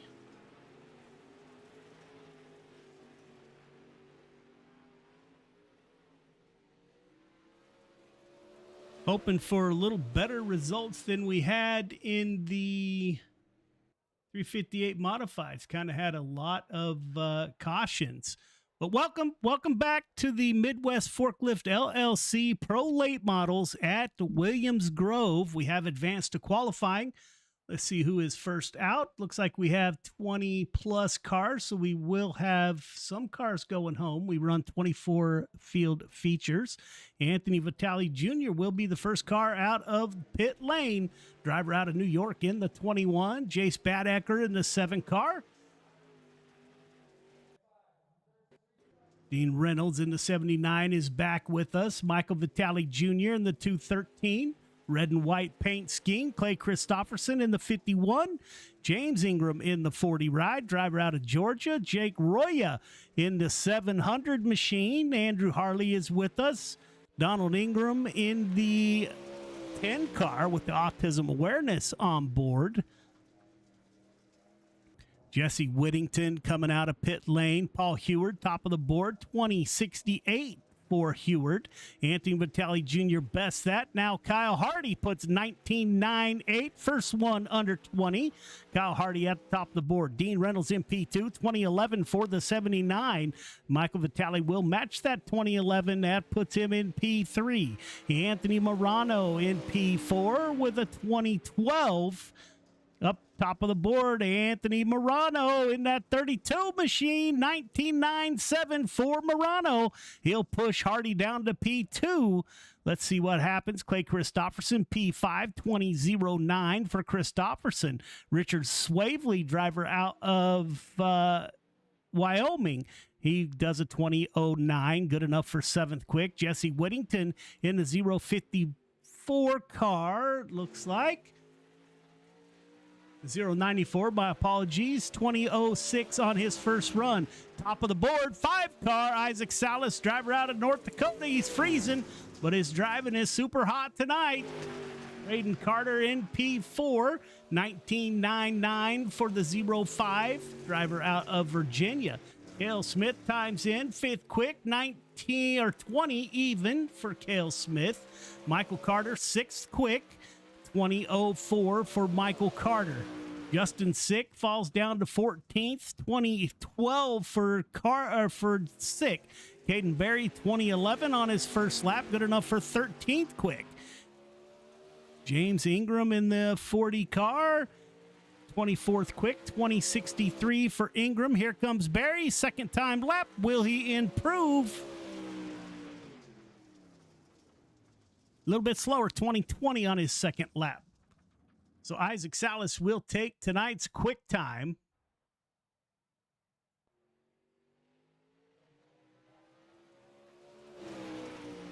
Yes, James Ingram is still out on track. Qualifying has ended. We're getting ready to go to your first heat race.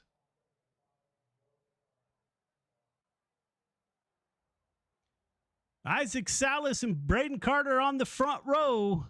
Jesse Ingram, Richard Swavely in row 2. Caden Berry, Anthony Marvulio in row number 3. Anthony Vitale Jr., Jake Roya in row number 4. And Paul Heward in row number 5. Thank you. Got 8 laps to get it done. Top 4 moving on.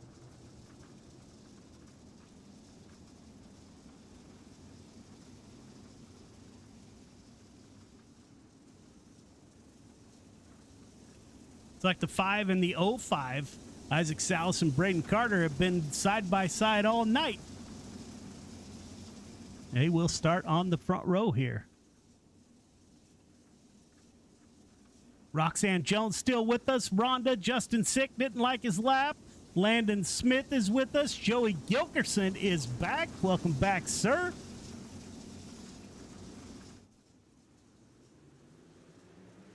Matter of fact, Justin Sick, I think he just forfeited the night. Isaac Salas on the bottom side. Braden Carter to his outside. Side by side, coming off of turn 2 on lap number 1. They could not be more even. Oh, somebody wicked sideways back there. Tore up a couple of cars. Isaac Salas with the lead. He's able to pull in front of the 0-5. Both of those drivers diving down low. Caden Berry in the fight. Jesse Ingram in the lucky 777 is in P3. Those are your 4 transfer drivers coming out of turn 4.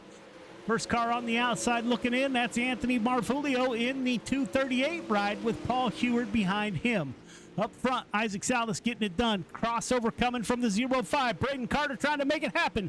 Going into turn 3. Carter on the bottom. Isaac Salas up high. Slide job coming. Will we get a crossover? Salas is going to try to cross over. It'll be Isaac Salas at the line. Salas is going to keep down low. He's going to slide up. Braden Carter's going to cross over. 0-5 with a huge advantage off of turn 2. Put Braden Carter at the point. Jesse Ingram now, the lucky 777. He was trying to get up there and battle the 5 car of Isaac Salas. Salas now has to try to close back in on the youngster out of Virginia. Both of them running a higher line. Caden Berry once again hugging that fence on the bottom in the 12 car. In a transfer position. Braden Carter up front. Salas is going to go down low. Coming out of turn 4. Braden Carter able to hold off. The 0-5 holds off the 5. The lucky 777, Jesse Ingram, driver out of Georgia, kind of with the front row seat to what's going on in front of him. You don't want to do something here that jeopardizes making the feature. Isaac Salas down low, trying to get underneath that 0-5. Can't make it happen. Braden Carter at the line.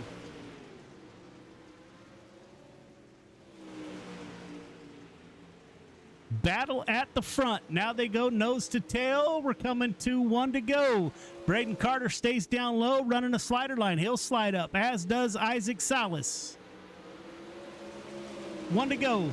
Braden Carter at the point.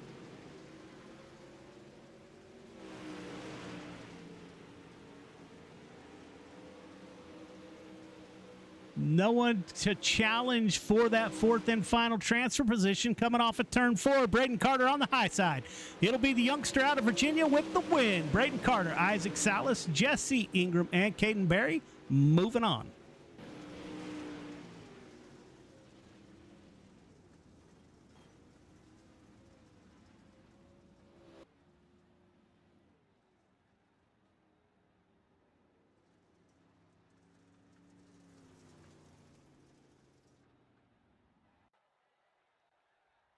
Anthony Morano, Cale Smith on the front row of heat number 2.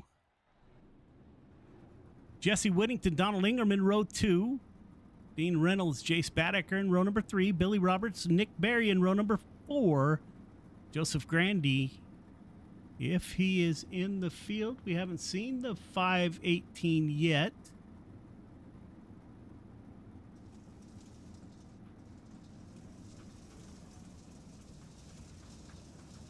Grandy will not grid.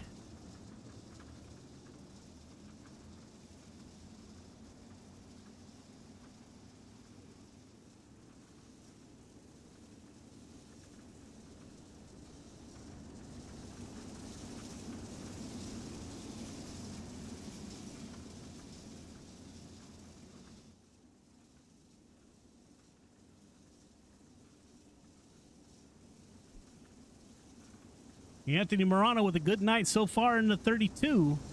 He will take us to the green flag as they're coming off a turn 4 with Cale Smith to his outside. Anthony Morano, driver out of Florida. Good start by the 32. He's able to clear Cale Smith into 115, the CSC driver. Cale Smith super high, but he's able to get a good run off the top side to 94. That is Jesse Whittington in P3. Donald Ingram with a challenge from the 79, the old man, Dean Reynolds. Dean Reynolds tried to slide up there and get in front of the 10 car. Dean Reynolds is the first car on the outside looking in. Matter of fact, let's go on board with the old man. You can guarantee he has his wheel turned down. Gets kind of long at 30-lap feature race. Up front, Anthony Morano getting it done. We're going to go nose to tail. Dean Reynolds is not going away. He's going to challenge Donald Ingram for that fourth and final transfer position. Cale Smith giving it a go on the bottom side, kind of sliding up to the middle. Almost able to get underneath the 32 of Morano. He'll follow him in. Crossover coming. The 115 goes to the bottom side. Driver out of South Dakota, Cale Smith in the 115. He'll go side by side. No room on the high side. He'll hold the 115 down low. We are side by side at the line. Cale Smith and Morano. He's going to slide up. They make contact. Will that open the door for the 94? Cale Smith is able to hold on to the lead. Jesse Whittington now moves up to P2. Anthony Morano falls back to P3. Dean Reynolds is just looking for an opportunity in that 79 car to make a pass on the 10 for a transfer to the feature.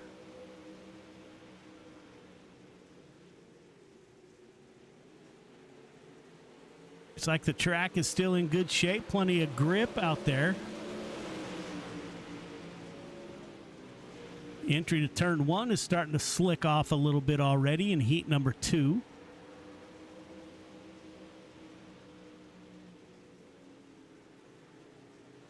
Go on board with Jesse Whittington looking at the tail end of that 115 car of Cale Smith as the white flag comes out.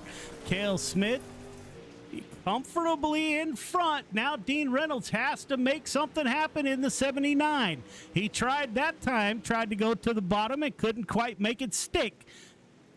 Donald Ingram will slide up. Crossover coming from Dean Reynolds. Cale Smith will take the win. Whittington, Morano, and Ingram are your top 4 transfer drivers.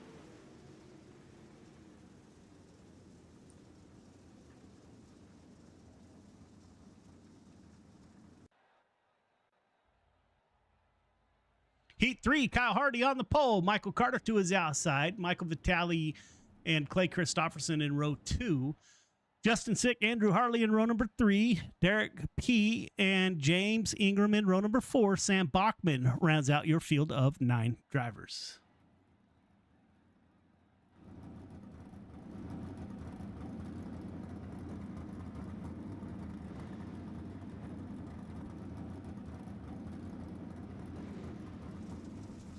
Joey Gilkerson congratulating Donald Ingram. Roxanne cheered on Cale Smith. Landon, that is Cale Smith's brother, cheered on Cale. Roxanne Jones cheering on that 15 car on the outside of row number 1. You got teammates side by side. I have T-shirts by both of those gentlemen in my drawer. Any drivers out there have T-shirts available? I am a buyer.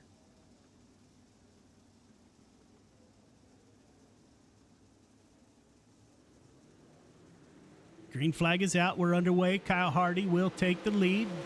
Michael Vitale thought about going underneath the 15 car. Vitale will slide up. He's got Clay Christopherson to his outside. Christopherson will settle in P3. Michael Vitale in P4. That is the final transfer. The red and white car is the final transfer. That's where the race is going to be. Andrew Harley in that 43 it's supposed to be. Don't know what number he has on there. And we're going to go nose to tail. Clay Christopherson pulling up to the rear bumper of that 15 car. Clay Christopherson trying to make something happen with a little bit of pressure from Michael Vitale in the 213.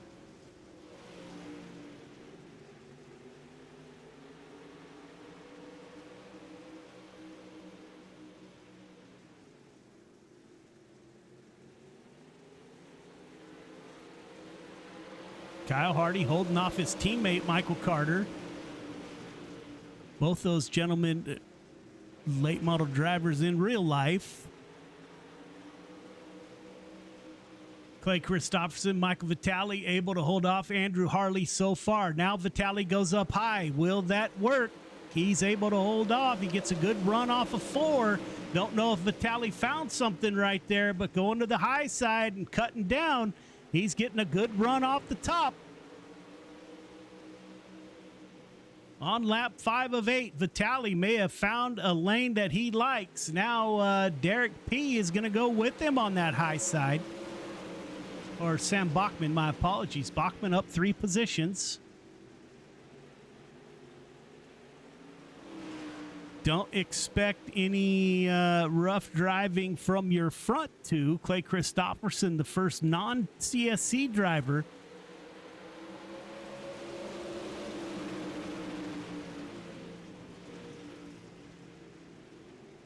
Two laps to go. Kyle Hardy, Michael Carter, Michael Vitale able to hold down the final transfer position as Clay Christopherson in that 51 is on the high side.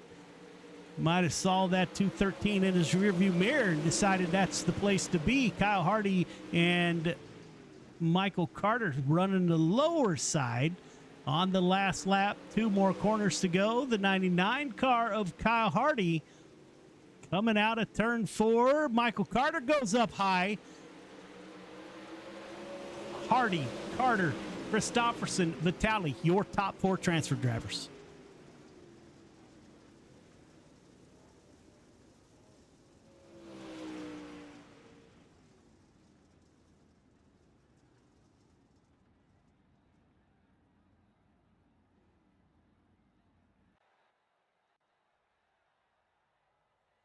Consolation race is coming to the track.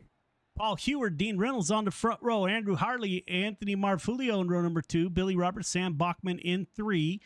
Richard Swavely, Nick Berry in row number 4. Derek P., Anthony Vitale Jr. in row number 5. Jace Badecker and James Ingram round out your field of 12 drivers. Which, if my calculation is right, everybody is transferring since we had a few cars not show up. Looks like Jake Roya, Joseph Grandy, and Justin Sick have called it a night. All right, gentlemen, all 12 are transferring. We had 3 drop, so racing for position only.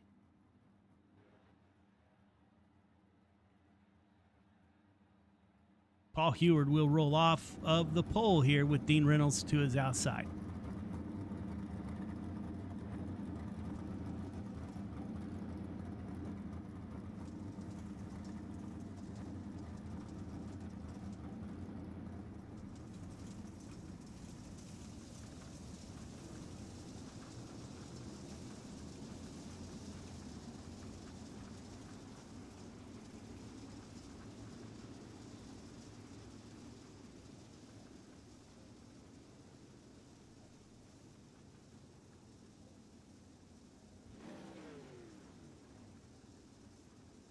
We will go green this time by. All 12 again are transferring.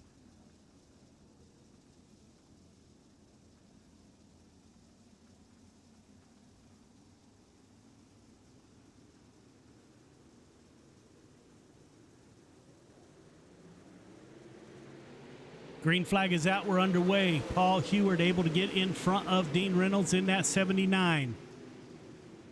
Know who that was that threw it down low, but we're going to go 3 wide regardless if you're in or not. And that's Anthony Marfulio in the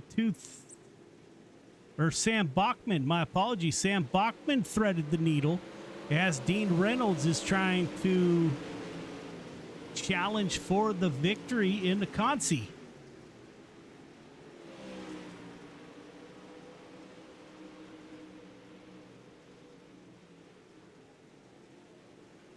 Dean Reynolds on the bottom side. He's going to get underneath Heward. They're going to be side by side at the line. It'll be Dean Reynolds by a nose. The old man getting it done. He slides up. He's going to lose the position. Maybe 2. Sam Bachman going to take advantage. Bachman backs out of it wisely. Heward sends it way up high against the fence. Reynolds will stay down low. They'll come off side by side.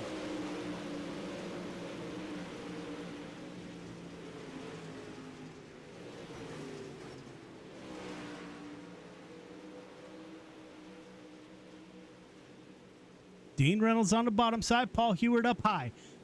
The 007 James Bond ride, that's the white and green car. Oh, Dean Reynolds gets a little bit loose down low. He'll lose P2 to Sam Bachman. Move Sam Bachman up to P2. Sam Bachman's going for the lead. Good run off the top side of 2. It'll be Bachman down low. Paul Heward up high. The 40 car pulls off the track. It'll be Sam Bachman. We've seen this story before with Sam Bachman at the front of the field. Heward turns the wheel. The car doesn't turn.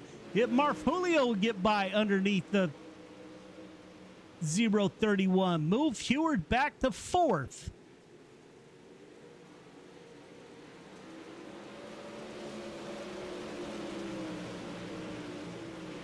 Got a lap car down low as the 40 just came out of the pits.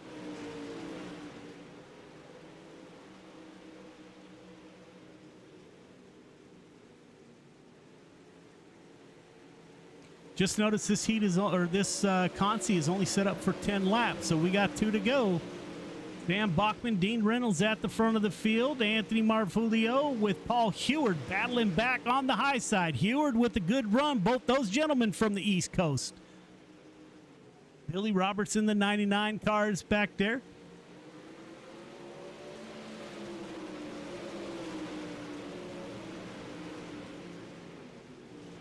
Nose to tail at the front of the field.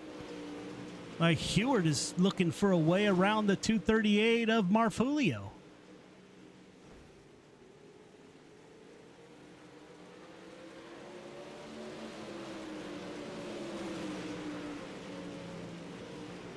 Last lap.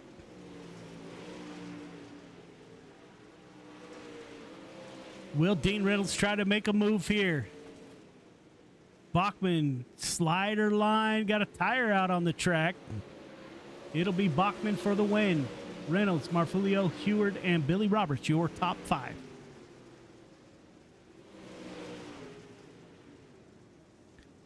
We're going to take a quick break. Ladies and gentlemen, when we come back, we'll have your 30-lap feature.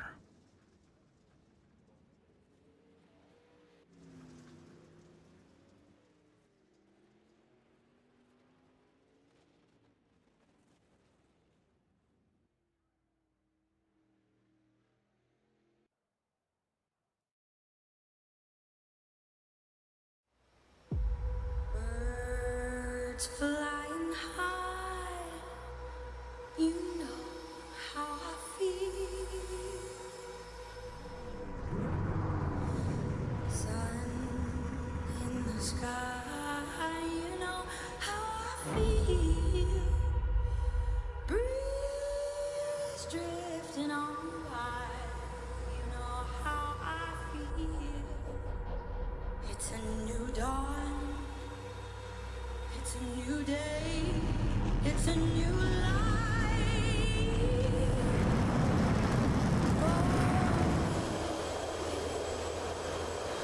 And I'm feeling good.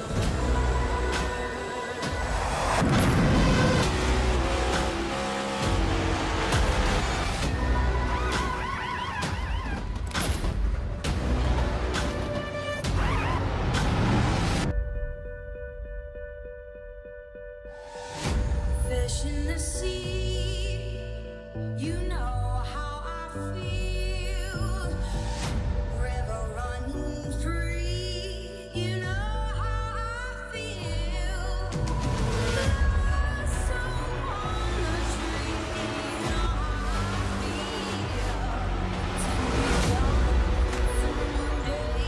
It's a new dawn,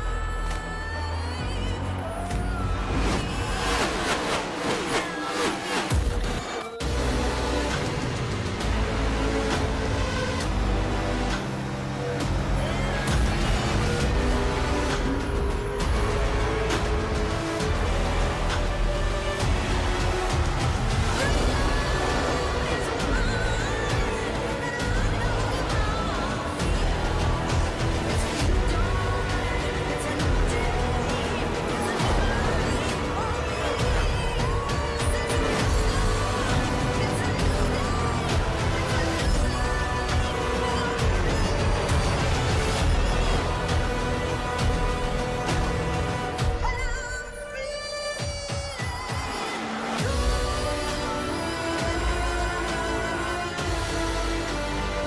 life. Welcome back. Car still out on track. Got about 15 seconds to go. Braden Carter at the top of the board, followed by Morano, Ingram, Carter, and Hardy. Your top 5.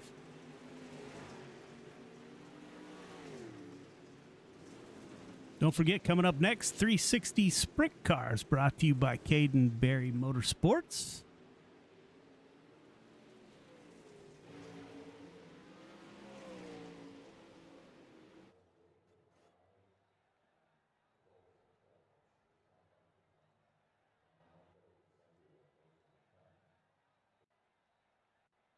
Braden Carter, Cale Smith on the front row. Kyle Hardy, Isaac Salas in row 2. Jesse Whittington, Michael Carter in row number 3. Jesse Ingram, Anthony Morano in row number 4. Clay Christopherson, Caden Berry in 5. Donald Ingram, Michael Vitale in row number 6. Sam Bachman, Dean Reynolds in row number 7. Anthony Marfulio, Paul Heward in row number 8. Billy Roberts, Richard Swavely in row number 9. Derek P., Jace Badeker in row number 10. Nick Berry, Andrew Harley in row number 11. Jake Roya and Anthony Vitale Jr. round out your full field of 24 drivers. 30 laps to get it done. Again, if you want to look at the points and where people are standing, FNLRL.com. Friday Night Racing League. Got our points, a bunch of information on there. You want to see where your favorite driver is currently running?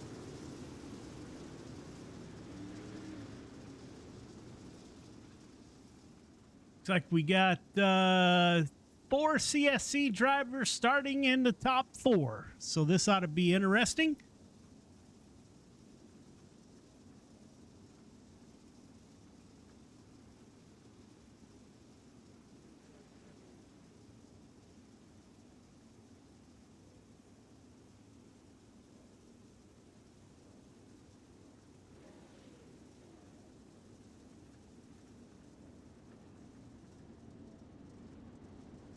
Pace truck will exit next time by.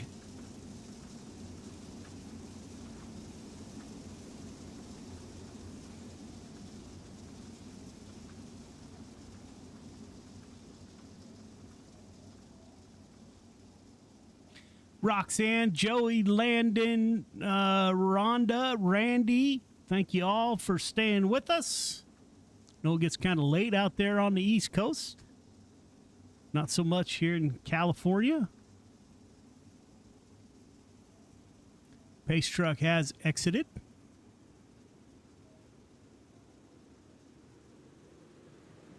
Braden Carter on the loud pedal. He will take the lead, gets in front of his teammate, Cale Smith. You can bet those 4 are communicating on the radio, trying to get nose to tail. Kyle Hardy will go underneath Cale Smith. Into 115. Now they will get nose to tail. Not so quick.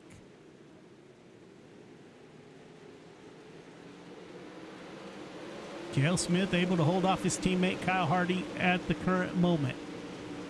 Anthony Morano in P5. Jesse Whittington, Caden Berry in P7. Jesse Ingram in 8. Clay Christopherson, Michael Vitale in the 213. That is your top 10. Paul Heward, Dean Reynolds in 11th and 12th. Sam Bachman back there in the 007 coming out of the Consi is running in P13. Donald Ingram in the 10 car in 14th. Anthony Marfulio, Richard Swavely, Jace Badecker, Andrew Harley moves up 1. Billy Roberts back there in 19th. Anthony Vitale Jr. in 20th. Derek P., Jake Roya, Nick Berry is out of the race. Looks like he's in pit lane. And Isaac Salas at the tail end of the field, or he did not grid, maybe. Up front, Braden Carter getting it done. Got a pro behind him. The youngster could learn a hard lesson here. Kyle Hardy. Or my apologies, that's Cale Smith behind him. So the KG veteran behind the 05. Kyle Hardy, Michael Carter, everyone nose to tail, trying to get some laps in. Caden Berry is up 4 positions. Paul Heward is up 6 in the 031 car. Good run by Heward. Taking his time, working through the field. He's got the 213 of Michael Vitale next on his list.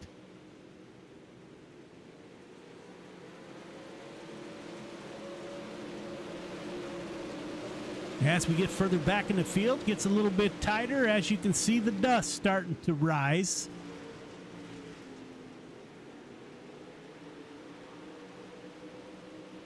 Looks like Michael Vitale may have got a little bit loose, collected the 007. Everybody able to drive away.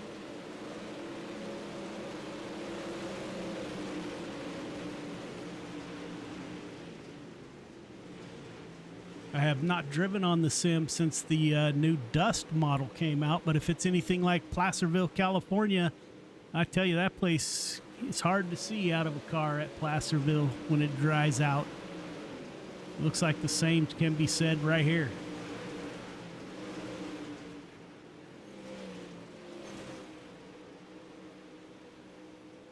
Michael Carter thinking about challenging Kyle Hardy for the 3rd position.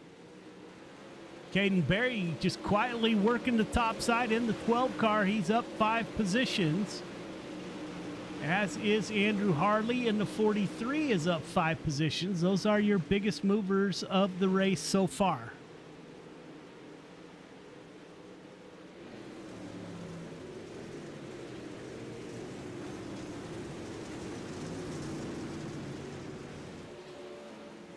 Caution comes out on lap 11.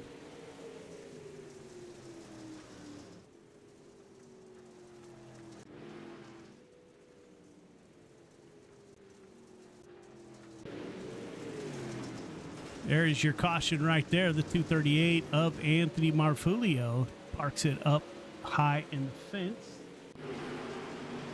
And that's what started it all right there. The 10 car and the 79 car.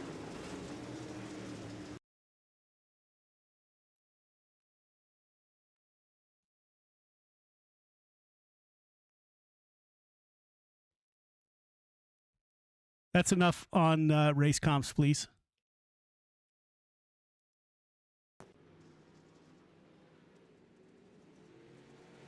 So up front, Braden Carter leading the way.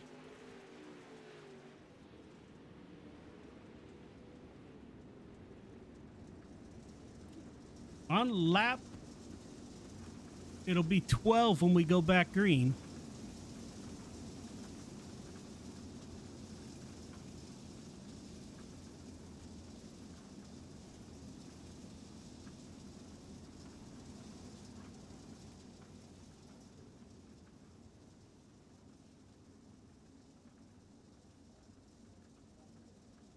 Leader, let's pull a little closer to the pace truck if we have another caution, please.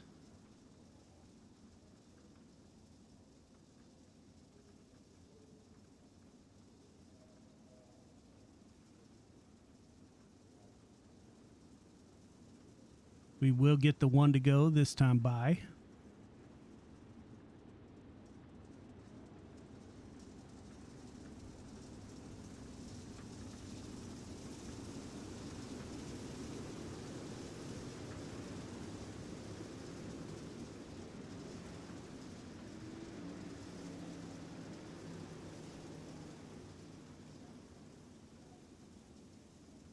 Got some mind games going on in the front of the field. Teammates rubbing up there.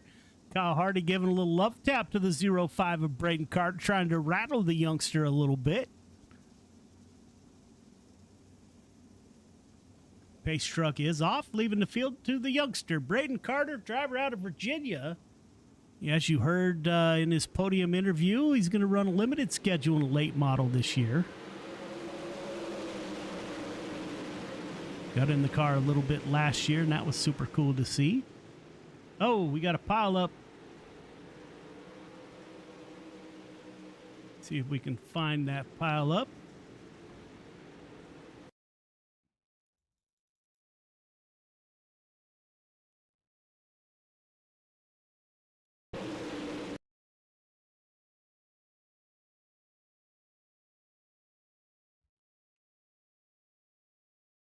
Not sure who that was.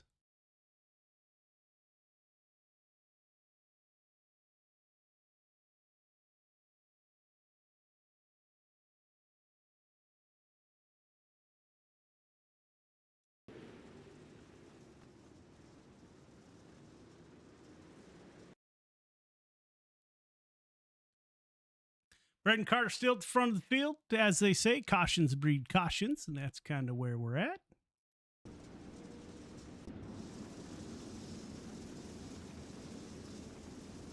On lap 13 of 30.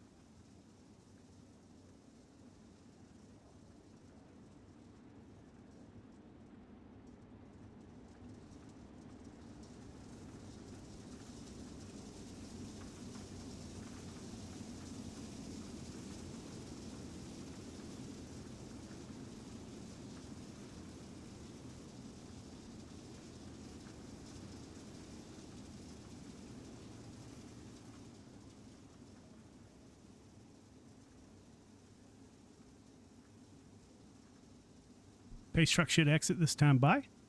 Go back green on lap 13 of 30, almost halfway home.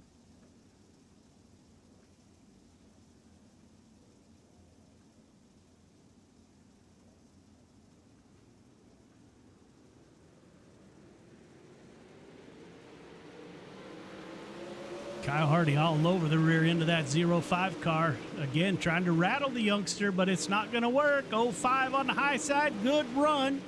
Kyle Hardy not able to take advantage. Caden Berry in the 12 car. He's up 5 positions. Next one in line, Michael Carter. Jesse Whittington side by side with Jesse Ingram in the lucky 777. They're going to go 3 wide. Somebody slid up high. Sam Bachman in the 007. Able to hold on to it.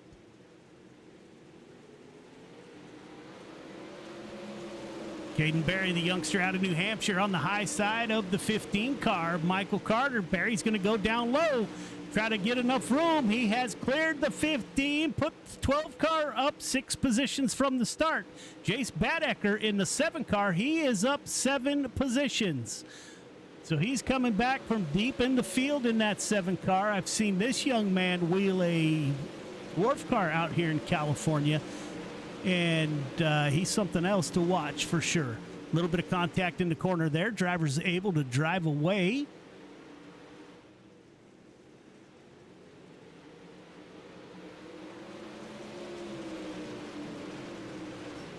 Caden Berry breaking up the top 4 CSC drivers. Again, Berry able to hold the bottom where everybody else doesn't seem to be able to hold the bottom very long. Although the 05 did a pretty darn good job of it, as did Kyle Hardy right there.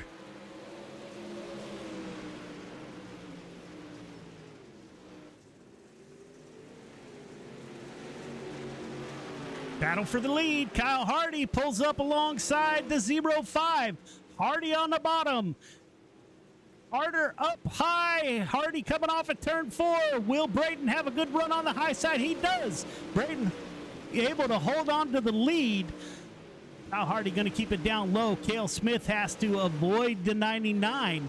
They're going to go side by side once again. Good battle at the front as the caution comes out once again.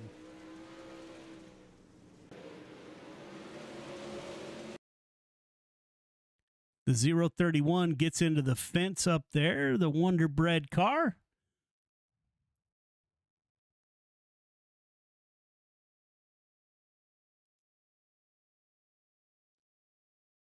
As soon as I can find him, there we go. I'm trying, Chris. I'm rusty. Just coming into turn 3. Car's beat up a little bit already, so might have been some damage there as Billy Roberts is right behind the 031. Just gets into the fence. After that, there's no control left in that ride.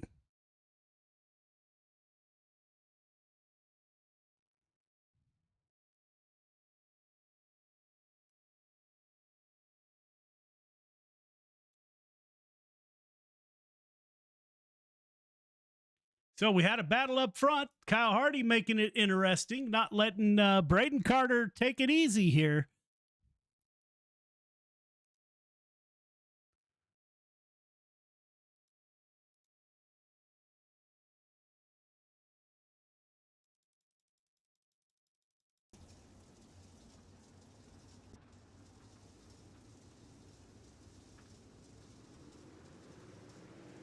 Still under caution. Somehow my live button isn't working, so stay with me here.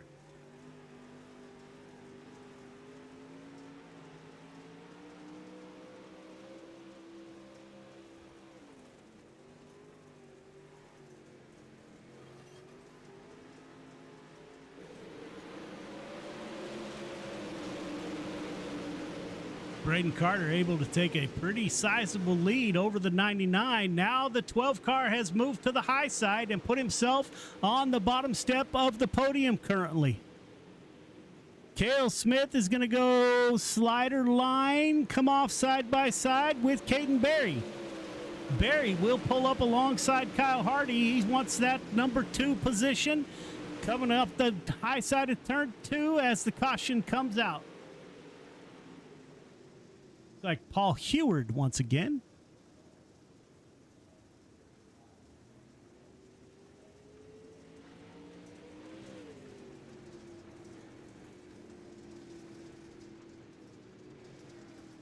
On lap 23 of 30.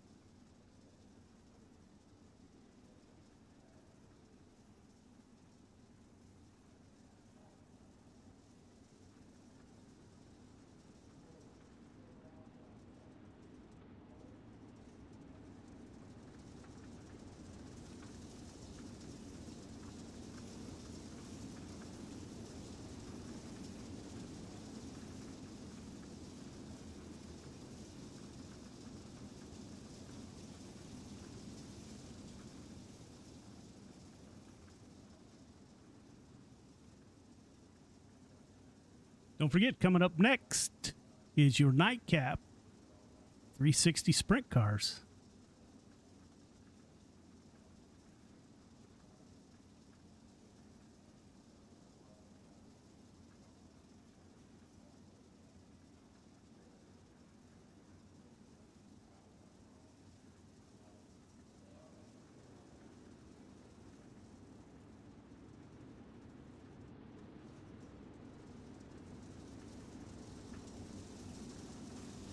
Braden Carter, Caden Berry, Kyle Hardy, your top 3. Cale Smith, Michael Carter, round out your top 5. Go back green on lap 24 of 30.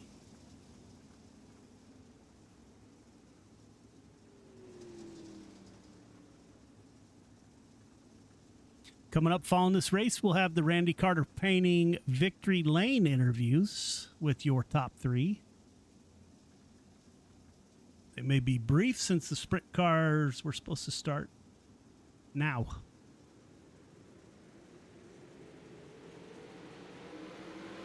Green flag is out. We were single file restart, as you could see. The youngsters, 12th car, Caden Berry's going to try to stay down low. Gets a good run off the bottom of 2. See if he can find some grip down there. He'll stay high in 3 and 4. On the tail end of the 05 car, Kyle Hardy went low in 3 and 4, made up some space there. Hardy will take back over P2. Good run by the 12 car on the high side.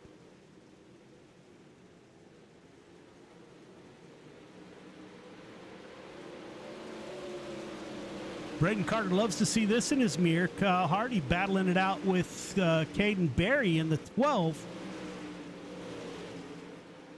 Now Kyle Hardy has that bottom working.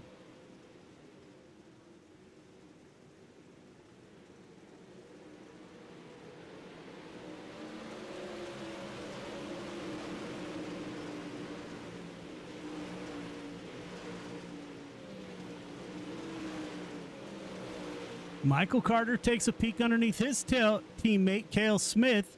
Looks like Kyle Hardy's going to put some space between himself and the 12 car, coming to lap 27 of 30. Now Cale Smith is thinking about a pass. Cale Smith on the high side. Will he get a run on Caden Berry? Berry has the bottom working in 1 and 2 for sure.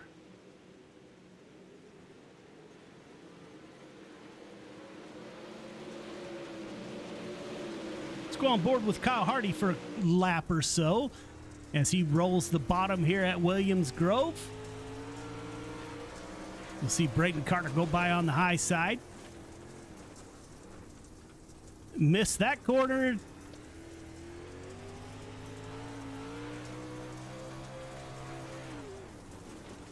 Coming to 1 to go. Will Hardy have anything for the youngster? Hardy's been trying that bottom line, trying to get it to work. When he hits it, it's fast.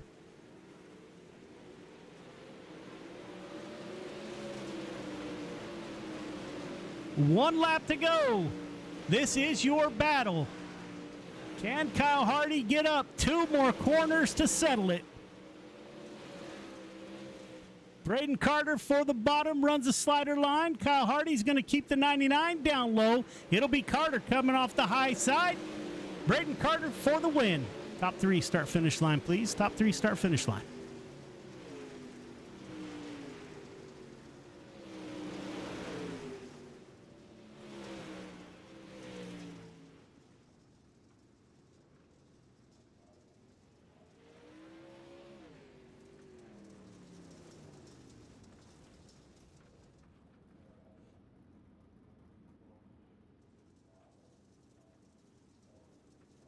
Kyle Hardy looks like he's not going to come for a podium shot.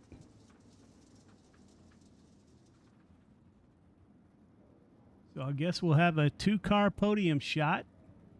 Caden Berry able to bring it home P3. Here comes Kyle Hardy now.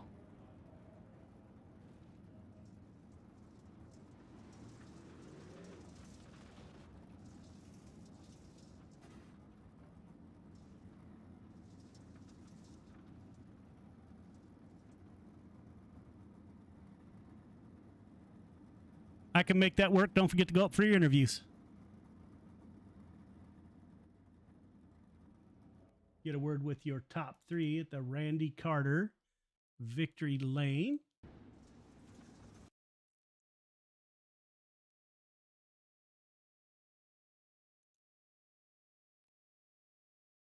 See who we get up here first. I see Caden Berry. Let's get a word with the youngster. Caden Berry moves up 7 positions, ties for hard charger with 2 other drivers. Caden, this is Joe. You got me? Yeah, I got you. Man, that was a good battle up front. That looked like it was a lot of fun. How was the 12 car? It wasn't too bad. I think, starting from the back and then trying to make it up to third where I was, and I mean we had second. I just once I got to second, I just felt like my tires were just going away more and more. Obviously, with me starting in the back, kind of have to use them a little bit more because, 30 laps around Grove can be a little bit, but I mean, with the amount of cautions that we were having, tonight, it's just you gotta try to get up as to the front as fast as possible. And but like I said, I think my tires were just going away at the end, and but I'm just happy to hold on to third, and it was pretty good. Pretty good run. Yeah, man, you're up there with some late model experts and definitely held your own. Who do you want to thank on that ride for a podium finish? First off, I got to give all glory to God, my mom and dad, my nanny and grandpa, my grandmother Cece, my Grammy Ryder, TJ, Tim and Kevin, my sponsors Granite State Blacktoppers, Drew's Powder Coating, CRC, ZMAX, Driven to Save Lives, Victory Fuel, Turnman Graphics, Ryder Family Sawmill, John Barry's Legacy Racing. Got to thank Alpha Cars as well, and got to thank Caden Berry Motorsports and Derek's Action Shots, and got to thank you guys for putting on an awesome league. Yeah, man, we'll see you in 360s. All right. Kyle Hardy was able to bring they're not in here, so we won't have an interview with those gentlemen. So, ladies and gentlemen, we're going to take a quick break. When we come back, we will have the nightcap of the 360 sprint cars. So we will be, oh, there they are. Kyle, this is Joe. You got me? Yes. Man, good run in the 99. It looked like you had your hands full with that youngster in the 12 car and then the youngster in the 05. Man, how was the night? Yeah, I don't know Caden Berry. I guess he's young, you say, and Braden, pretty good driver on here, and does a good job. So it was fun racing up front with him. It was I was really trying to win, run the bottom there, and just not too short of a race. It's just I can get a little better if it's a little longer, but it was 30 laps, and he did a good job and knows what he needs to do. So it's a lot of fun. Yeah, man, it seemed like when you moved the 12 car off the bottom, you were able to get underneath him. That's when you made your most progress. Was that the strategy to get him off the bottom and you get down there and get back up into P2? I'm not sure. I can't run with somebody beside me down the straightaway there and be fast on the bottom. I have to be able to be against the wall on entry so I can build a good run. But I'd rather be completely behind them or completely in front of them. So it's always nice to pass them off the corner. And once I got past Caden or whatever, and was able to try to get the work back on Braden, it was just, you just kind of run out of time. So which it's part of it. That's part of racing, and um, just glad it was a clean race on my end. And you got to be able to win these races if you start up front. So definitely a tough lead. Yeah, man, great run. Who do you want to thank on that ride for a podium finish? Just Kale, Michael, and Braden for clean racing and let me be a part of their little deal to kill time and have some fun and forget about everything in the world. And uh, about it. It's a lot of fun and look to being back. Yeah, man, love following you in real life and now on the sim. So it's great to have you. Appreciate it. Yeah, man.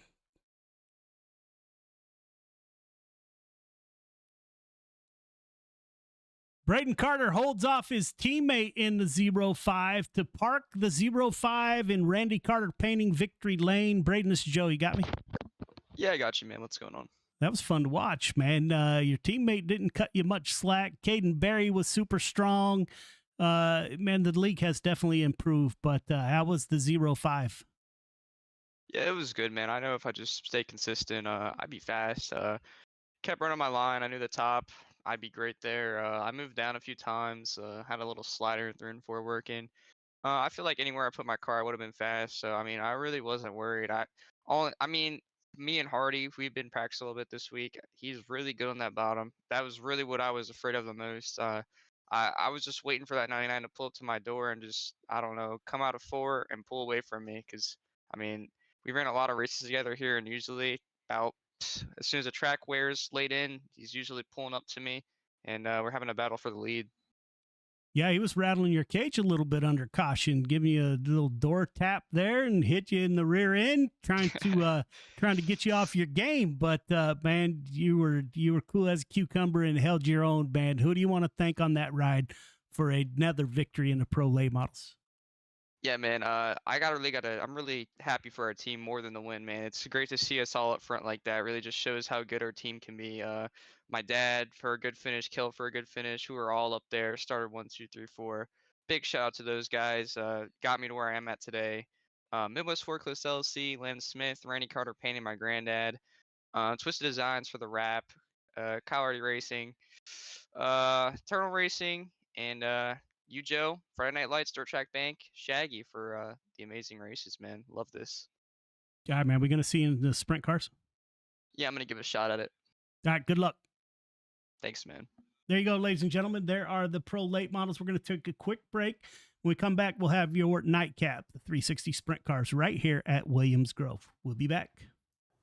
History repeats itself. History is always happening over and over again. So one of the ways to stop a theme, one of the ways to stop something from reoccurring is to first of all admit it.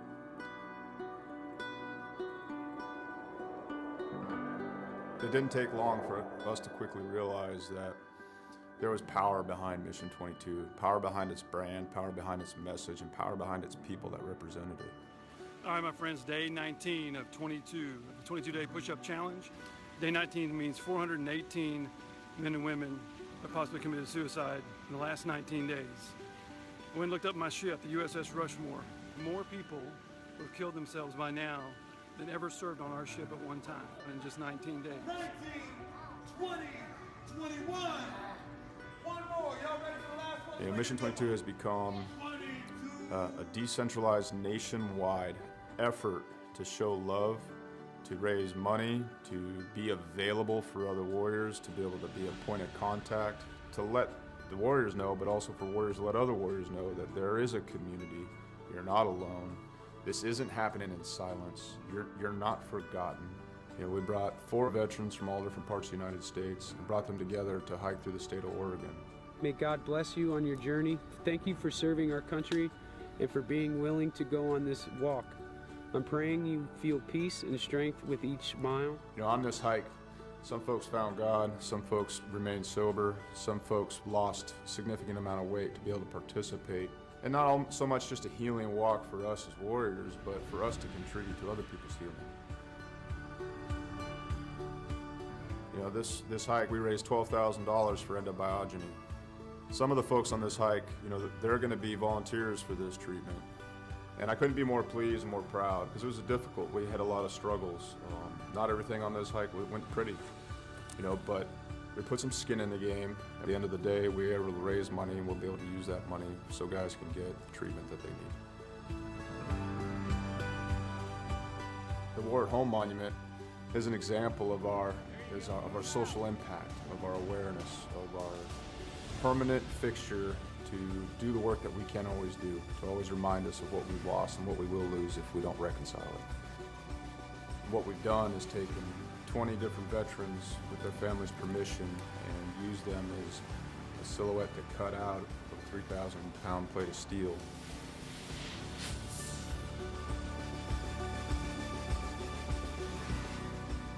These warriors are placed in a V, and this is to show the size of the problem. This is to show the empty space they leave behind. And it's also to be a constant reminder of what happens when we don't listen to the stories of the warriors that fought in our name.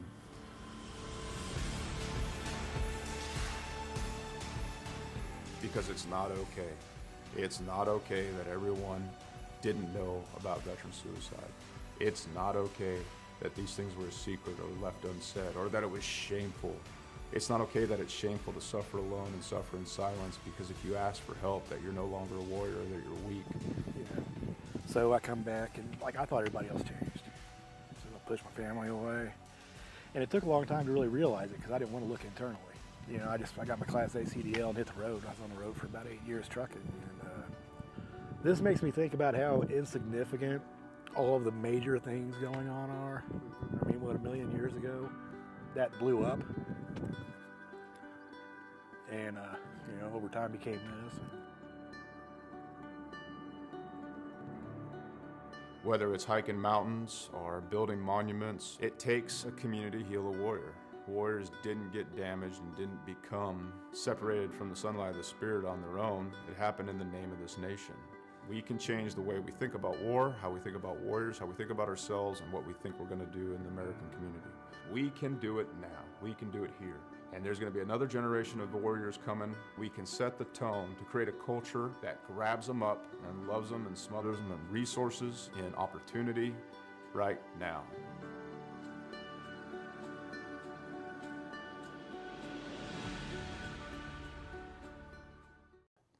History repeats itself. History is always happening over and over again. So one of the ways to stop a theme, one of the ways to stop something. Welcome back, ladies and gentlemen. It's time for your Nightcap 360 Sprint Cars out on track. Sean Stevens with quick time so far in practice. Getting ready to advance here. Thank you for sticking around with us.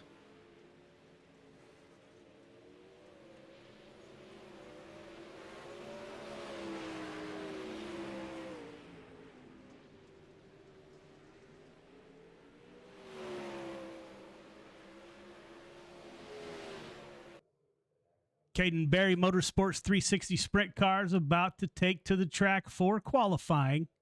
We'll follow the cars as they come out the best we can. Everyone qualifies at the same time, so it gets kind of hectic. First on the track is Paul Heward in the 031. Driver off the East Coast, Jake Roya is with us in the 700.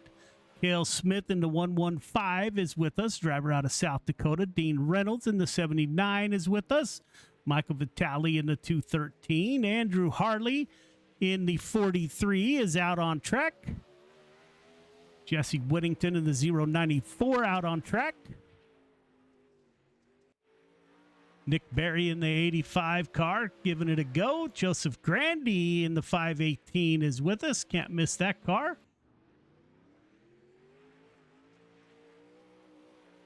Jake Roya, top of the board. Joseph Grandy, 1786 for the 518. Cale Smith, good enough for second quick, 1810. Anthony Morano, 1789, good enough for second quick. That'll move Cale Smith down. Dean Reynolds times in 1811 for fourth quick. Jesse Whittington, fifth quick, 18-19. Saw the board move. Michael Carter with an 18.05 in the 15 machine. Anthony Morano in P2, Cale Smith 3, Dean Reynolds in P5, Jesse Whittington, Donald Ingram 1848 for the 10 car, James Ingram 1865.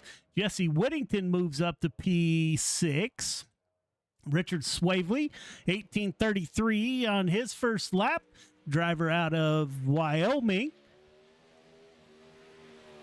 Anthony Marfulio moves up into the top 5 momentarily. Now he drops back down. 1808 for Marfulio.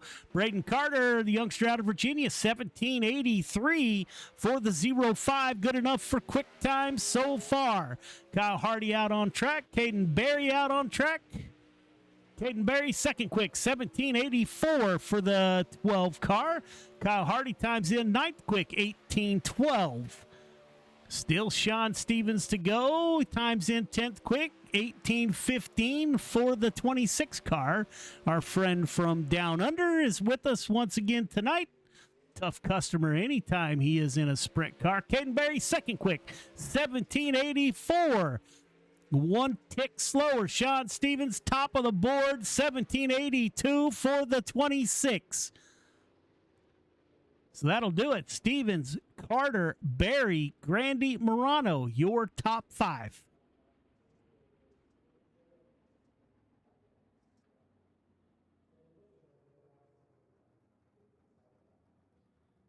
Joey Gilkerson out in the audience. I will be there. I thought you'd be gone already, but if you have races out here, I'll be there.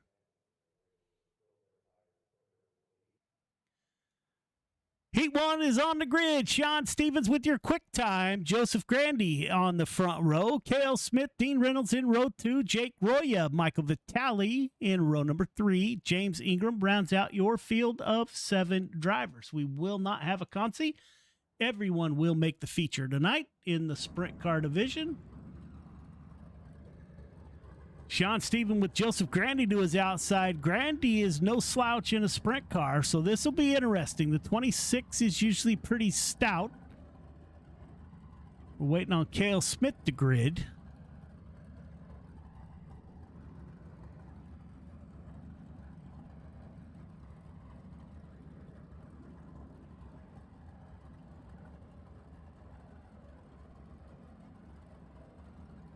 As the pace truck rolls off.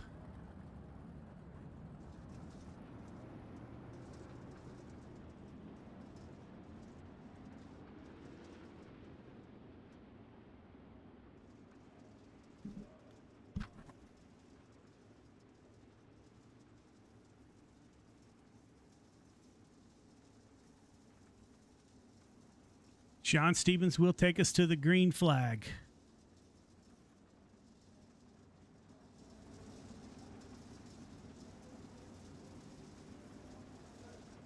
Pace truck is off, leaving the field to the Aussie on the inside of row number 1.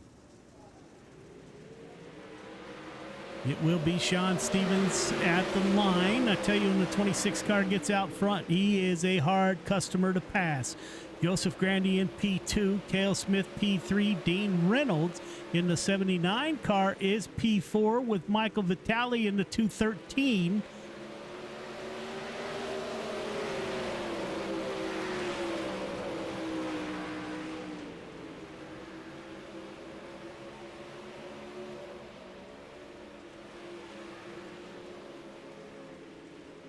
Oh, my apologies. It's Dean Reynolds behind Cale Smith. Cale Smith up to P3 in the 115. Oh, Grandy with a good run off the high side. Looks like Stevens went down low, lost a lot of momentum in 1 and 2. Grandy trying to make the pass, coming off a 4 on the low side. It will be Grandy at the line. Giving the 26 car all he wants. Sean Stevens has to whoa up, and that will give the 518 a little bit of an advantage up front.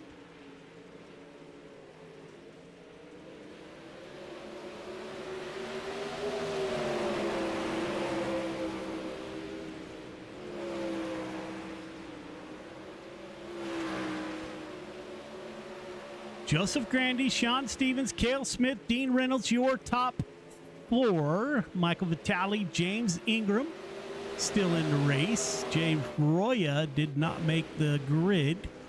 Sean Stevens goes down low, try to make that work. Grandy has that top side humming.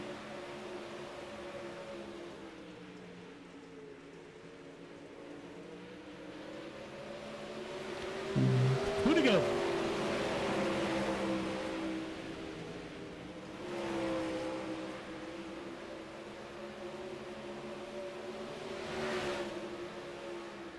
Grandy, Stevens, Smith, Reynolds, your top 4. Michael Vitale has fallen off the pace a little bit. Dean Reynolds is in risk of falling off the pace. Never seen that paint scheme on the 79. It's only got about 1.6 million of them. Coming to the checkered flag, Grandy off of turn 4. He'll have the pole in the feature. Grandy, Stevens, Smith, Reynolds, your top 4.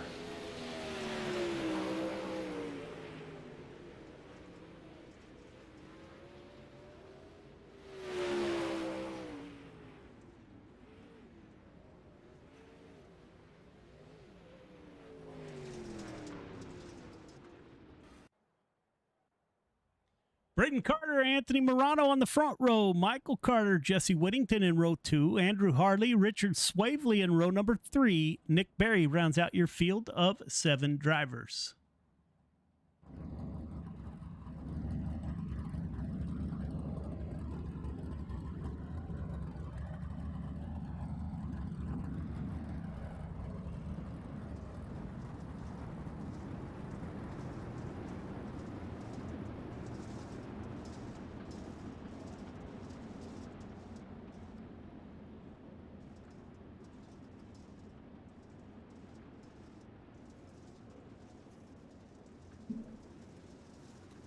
Leader, pull up to the pace truck, please.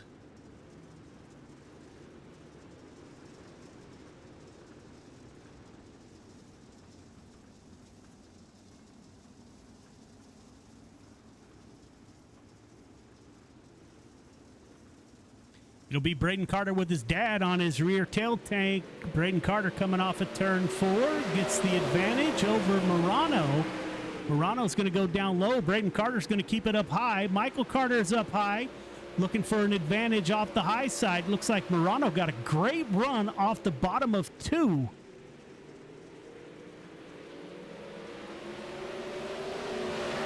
Let's see if Morano does it once again. He will dive for the bottom. He's getting a good run on the exit right there.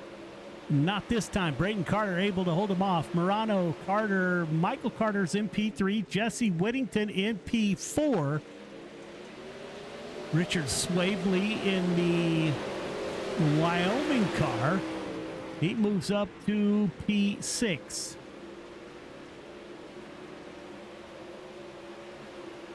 Followed by Nick Berry. Morano once again trying to get that bottom side to work. He took a peek underneath the 0.5 momentarily. He got a good run that time. Jesse Huff out there cheering on Caden Berry. Jesse, thanks for joining us.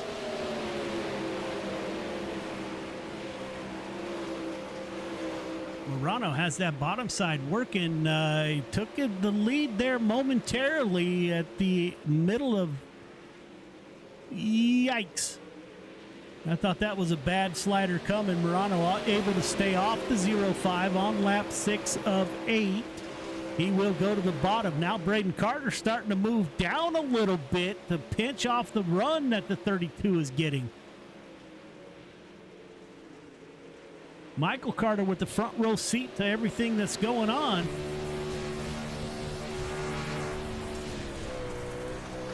On lap 7 of 8, 2 to go. Michael Carter getting up on the cushion here at Williams Grove. He's trying to pull up to Morano. 1 lap to go. Braden Carter, Morano battling it out at the front of the field. Braden Carter with a good run off of 2. That might do it. Michael Carter in P3 coming off of 4. Braden Carter guards the bottom. It will be Braden Carter for the win. Morano, Carter, Whittington, Andrew Harley, and Richard Swavely, and Nick Berry in the 85.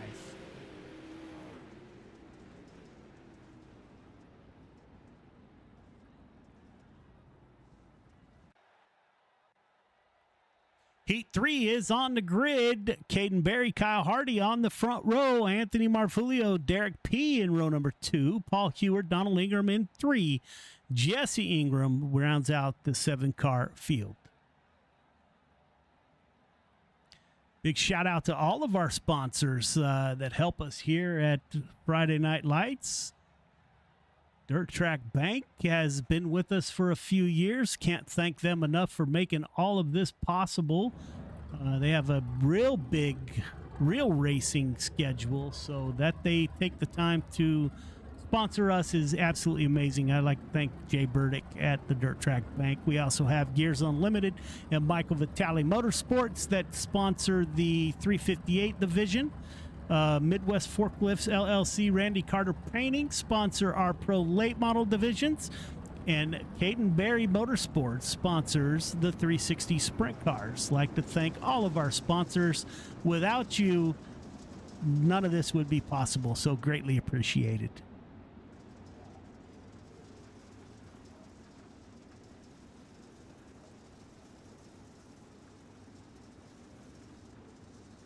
This will be our final heat race. We will not have a consi as we're 21 or 22 cars. So we'll go straight into warm-ups. Pace truck is off, leaving the field to the youngster out of New Hampshire, the 12 car of Caden Berry.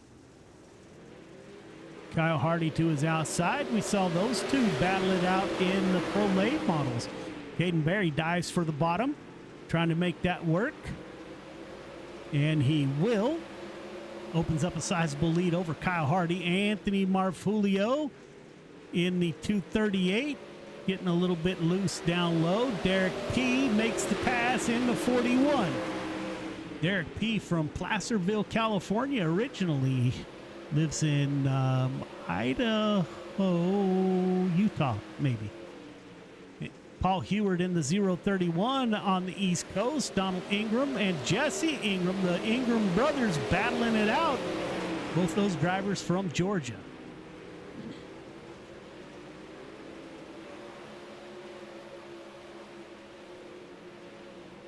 And if Joey can help me again, it's Donald Ingram that was in the Air Force, yes?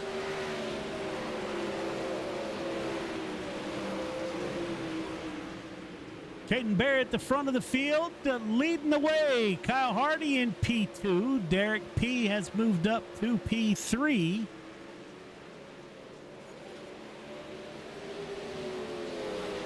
The battle between Paul Heward and Anthony Marfulio. Marfulio, you don't see this very often. The 238 car fell back.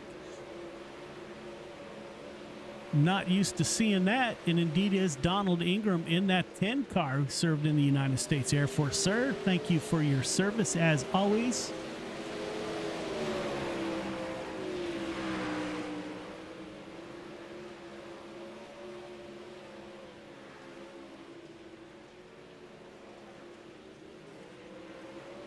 Kyle Hardy up on the cushion trying to get some grip up there to see if he can't get a run on Caden Berry. Caden Berry still rolling the bottom of 1 and 2. Coming to the white flag. He'll run the bottom in 3 and 4 also. White flag is out for the 12 car, Caden Berry.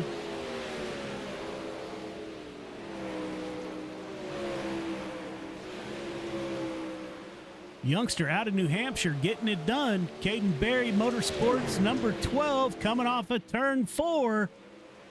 With plenty of space behind him, it'll be Caden Berry for the win. Kyle Hardy, Derek P., Anthony Marfulio, Paul Heward, Jesse Ingram, and Donald Ingram.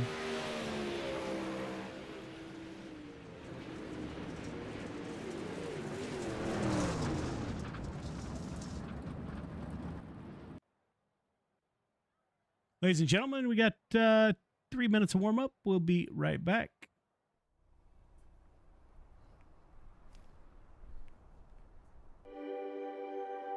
Mission 22 was founded on the timeless principle that America's warriors are equally valuable overseas as they are within our borders.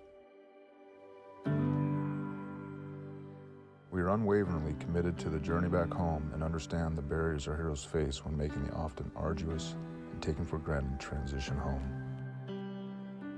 Trauma is an opportunity. While bleeding, hidden pains of the past can never be removed. We can transform them into something brand new and beautiful. We can grow through trauma to become our community's cornerstone, the safest neighbor on the block, the strongest leader in the office, the most caring volunteer at the elementary school. The Recovery and Resiliency Program is a year-long, and it uses everything from cutting-edge biometric tools to science-backed supplements.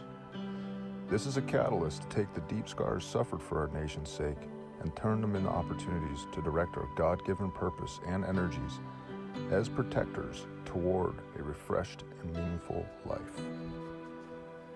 By committing to this year-long program, you will be happier, stronger, and wiser. Your PTS and/or TBI may not leave you, but you will be more comfortable in your own skin, and your suffering will begin to have meaning. Our goal is to give warriors one thing, the truth. Let's take responsibility for our healing.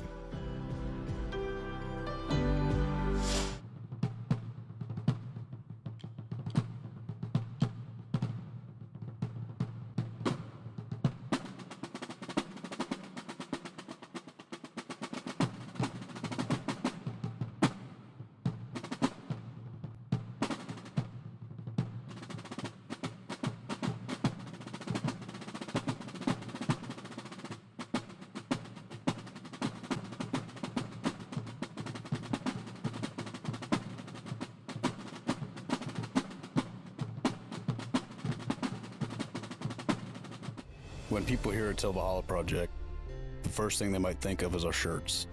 But what most people don't know is that our plaques came first and the t-shirts came second. What some people might not know is that the same shirts that we make day in and day out allowed us to do unbelievable things for unbelievable people.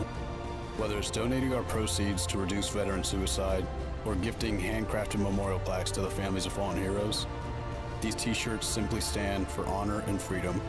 Two words that wouldn't exist without our heroes. This makes Till Valhalla Project a place our fallen heroes truly live on forever.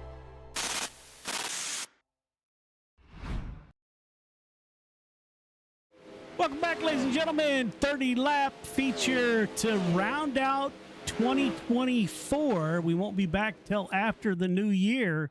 We got 30 laps to get it done.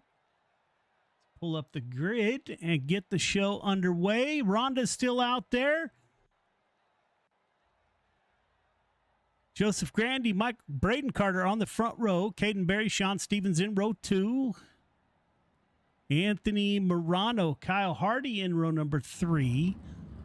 Cale Smith, Michael Carter in 4. Derek P. Dean Reynolds in 5. Jesse Whittington, Anthony Marfulio in 6. Michael Vitale, Andrew Harley in 7. Paul Heward, James Ingram in row number 8. Richard Swavely, Jesse Ingram in row number 9. Jake Roya, Nick Barry in row number 10. And Donald Ingram rounds out your field of 21 drivers.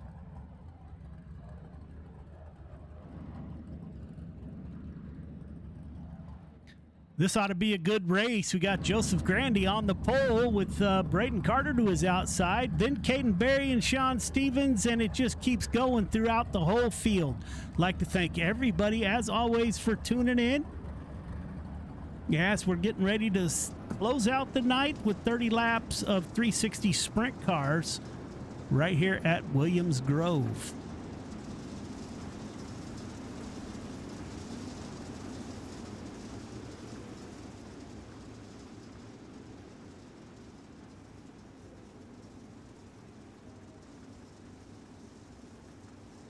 It will be Joseph Grandy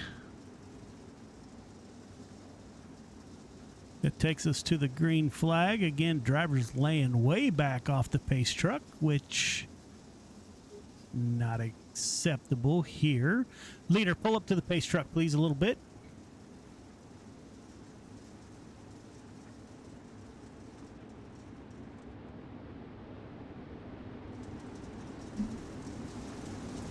Leader, catch the pace truck.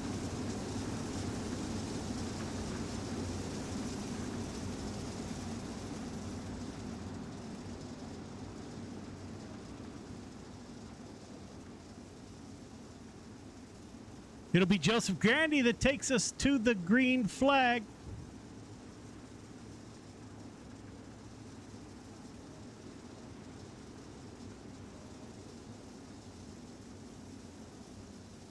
Gail cheering on the 12 car, as is Rhonda, still with us. Green flag is out. We're underway. Joseph Grandy at the front of the field. Joseph Grandy's going to run the middle, slide to the outside. Caden Berry's going to keep it down low. Braden Carter in the 0-5 is going to stay on the high side.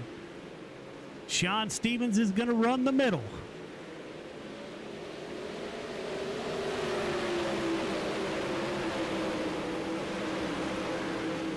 Slider line from the 518 of Joseph Grandy. Caden Berry in P2. Braden Carter, Sean Stevens, Anthony Morano in the 32 car is in the top 5. Michael Carter, Kyle Hardy running together, the 15 and the 99. Dean Reynolds, Cale Smith back there at 8th and 9th. Derek P is going to round out your top 10. Anthony Marfulio, Andrew Harley. Looks like the back of the field is getting spread out a little bit, so dare I say, hoping for a good green flag run here. Joseph Grandy at the front of the field. Sean Stevens now giving the bottom a go.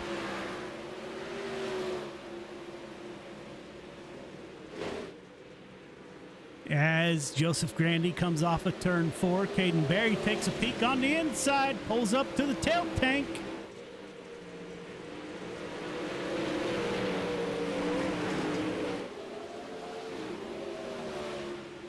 Let's see if Grandy shuts the door. He will not. As the caution flies, like Donald Ingram involved.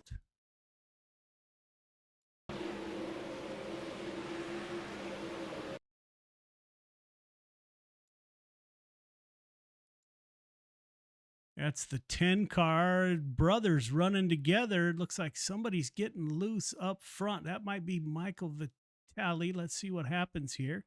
Oh, the 85 car wiggles once and into both of the Ingrams. Took out two brothers in one corner.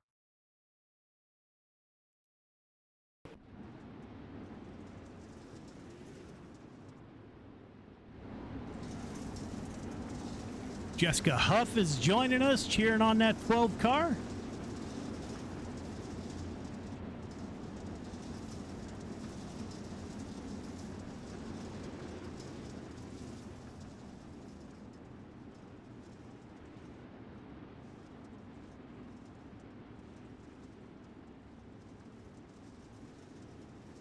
Joseph Grandy will take us back to green.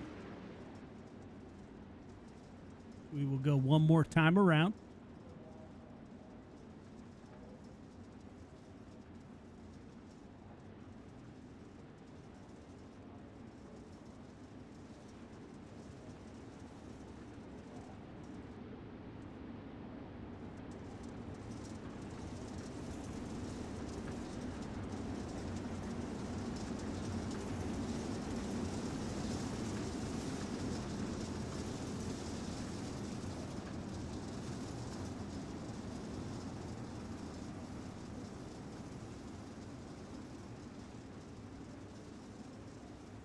We'll be working lap 6 of 30 as they come back around.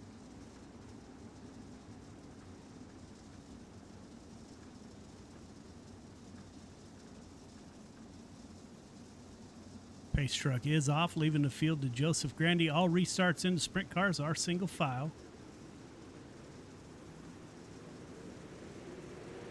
Joseph Grandy takes the green flag on lap 6 of 30. He's going to run the middle. Caden Berry goes up high. Braden Carter goes to the extreme high. He's able to get by Sean Stevens on the high side. Berry will go low in 3 and 4. Try to get that. There's some grip right there at corner exit, and he hit it perfect. Barry pulls up alongside the 518. Barry to the point.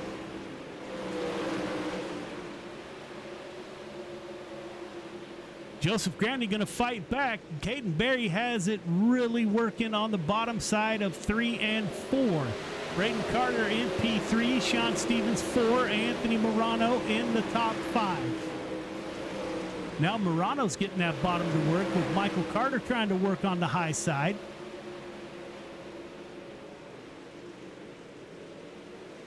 Once the 12 car gets out front, he is going to be a tough customer to pass.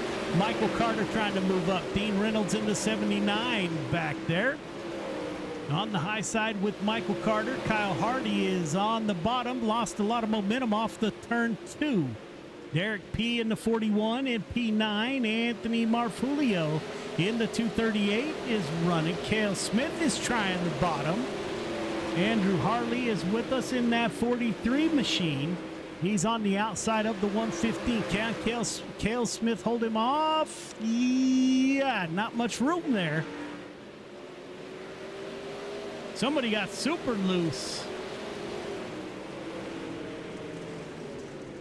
See who that was.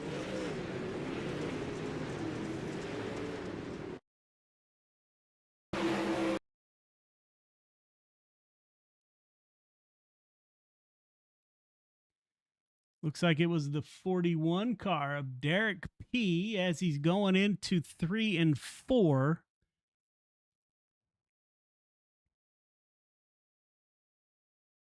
Might be in front of him. It might be the 990 of Kyle Hardy. He just gets up high and kind of loops the 990. Nowhere for Derek P to go.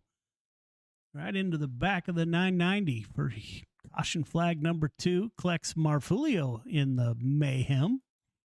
Marfulio has had a very unfortunate night into 238.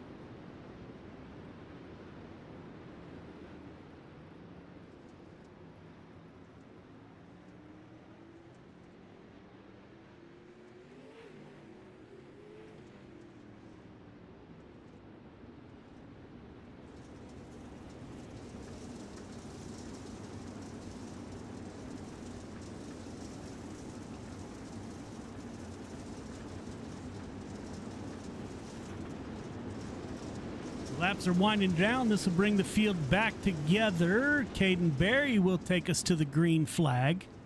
Got Joseph Grandy right behind him. You see a few different lines working tonight.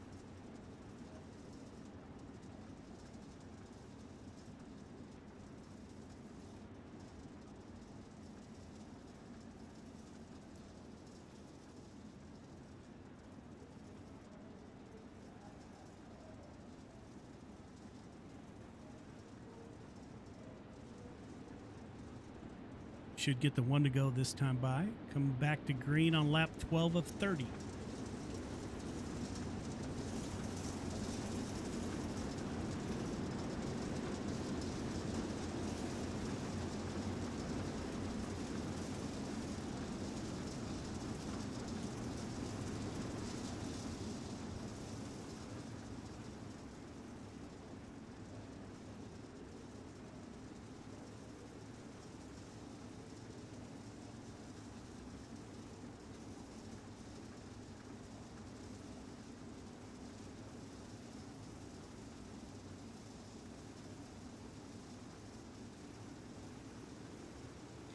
Caden Barry coming off of turn 4. Green flag is out. Gets a good jump on the 518 of Joseph Grandy. Now Barry on the extra. Oh, Sean Stevens goes around.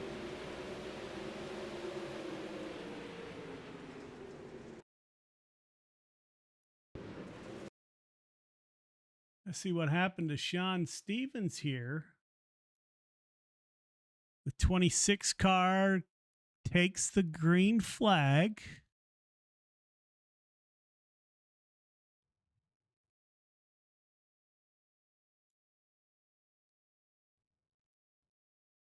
Goes into turn 1 kind of high.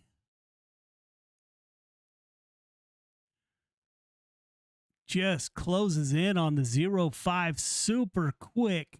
They make contact, and around he goes.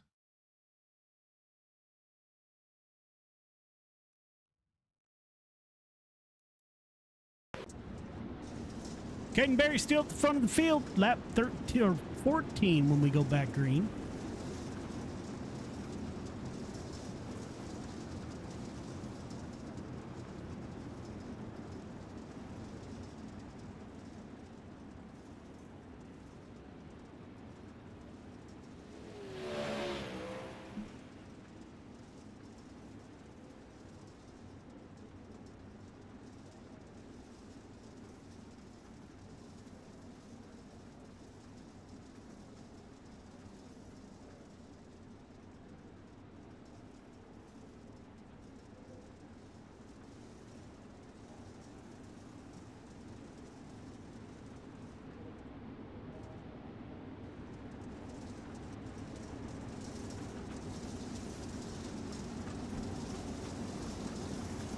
We'll go green next time by on lap 14 of 30, I believe.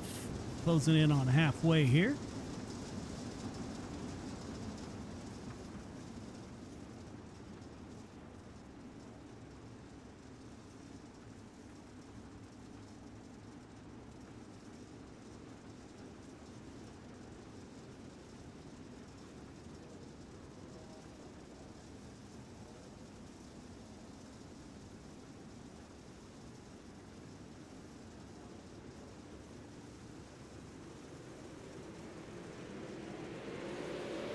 Green flag is back out. Caden Berry with a good jump on Joseph Grandy. Hopefully we can make it through.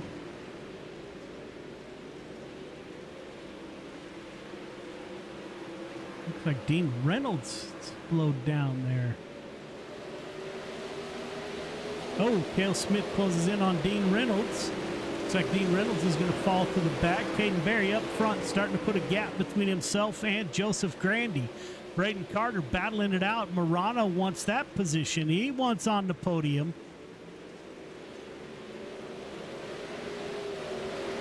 Caden Berry with a sizable lead.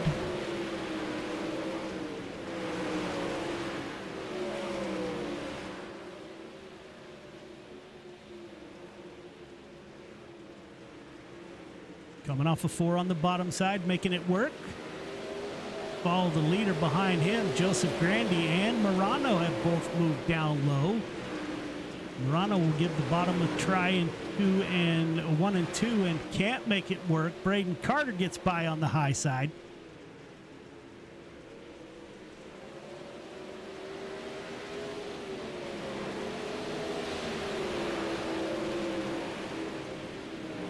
Caden Berry opening up a huge lead over Joseph Grandy.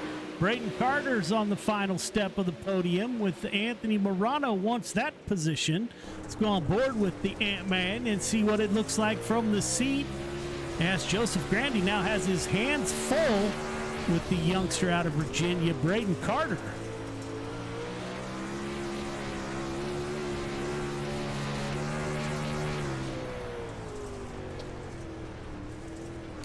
Morano tried to go down low that time, coming off a 4. He's going to pull up alongside Joseph Grandy. They make a little bit of contact. Slider coming. Braden Carter's going to try to cross over, and he will, as will Grandy.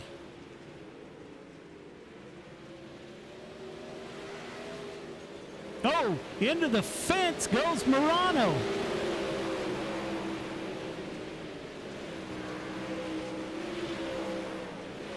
Dean Reynolds with the front row seat of all that's going on in front of him. Currently running in P6.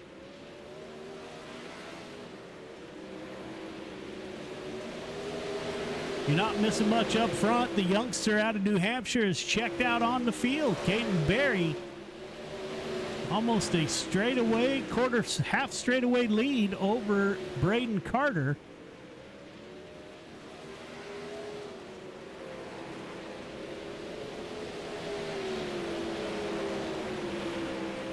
The 12 car has found something on that high side that is working. Let's go on board. Here, working the throttle inside the 12 car. Looks like lap traffic may be an issue.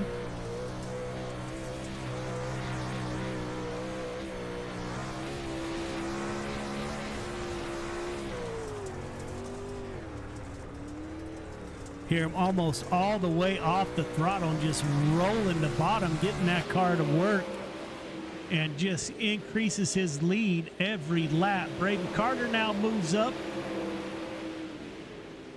Joseph Grandy has fallen back to P3, the final step of the podium. Anthony Morano, I thought he would have a damaged car after hitting the inside fence, but he is able to continue.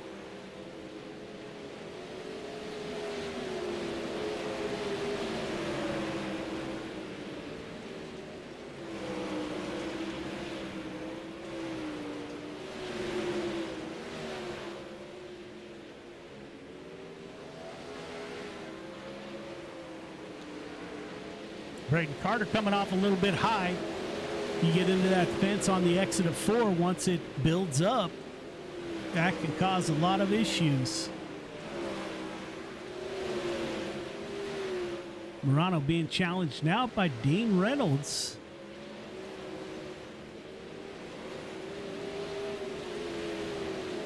Back in the field, Anthony Marvulio, Derek P., Cale Smith in the 115. Jesse Ingram has moved up since his accident. He's up 6 positions from the start. Andrew Harley is back there. Richard Swavely in the Wyoming ride, back in P14. James Ingram back in P15.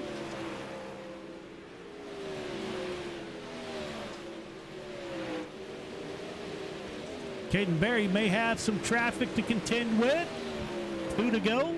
Oh, somebody into the inside wall hard. Caution comes out. Jesse Ingram.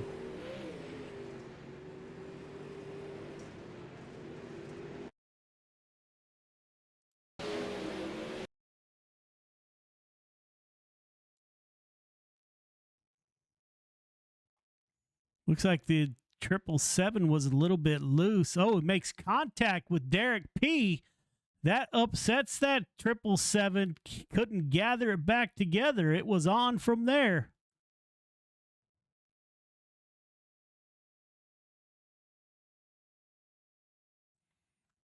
And that will end it for the 777.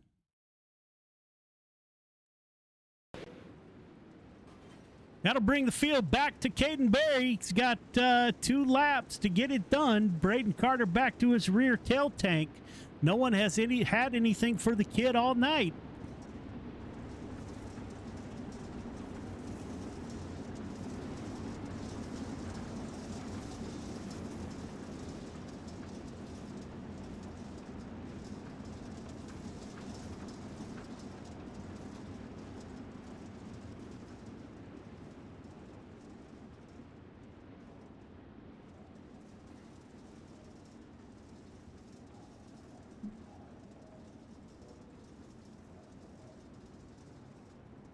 Caden Berry will take the green flag with 2 to go.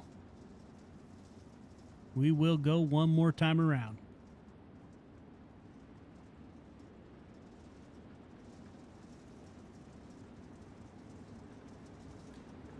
All right, fans, does the 05 have anything for the 12? Will Joseph Grandy rally and get by both of them, or will Caden Berry check out on the field? We got 2 laps to settle the 360 sprint cars at Williams Grove.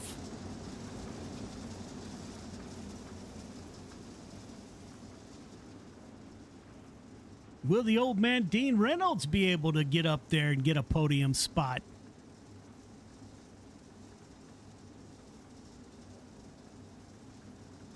Pace truck will exit this time by.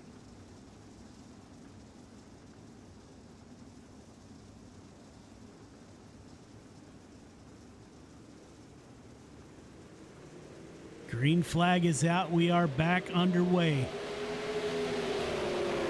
Lap 30 of 31, 2 to go. Grandy's going to give the basement a try. See what he can do in 1 and 2. He falls back a little bit from Braden Carter in P2. Caden Berry still rolling the bottom in 3 and 4, making it work. 1 lap to go for the youngster out of New Hampshire, the 12 car in the self-titled 360 sprint cars. Caden Berry down the backstretch, increasing his lead. He's going to roll the bottom one more time in 3 and 4, coming off of 4. Berry will take the win, followed by Braden Carter, and Dean Reynolds gets by Joseph Grandy. Top 3 start finish line, please. Top 3 start finish line. We'll get a word with your top 3. Dean Reynolds, the old man, able to capture a podium.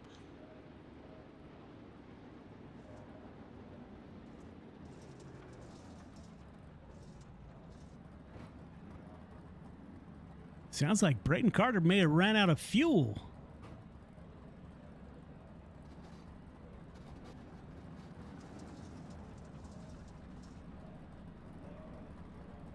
We'll get a word with your top 3 here momentarily. All right, gentlemen, I can make that work. Go up for your interviews. Get a word with your top 3 here momentarily as we get this set up.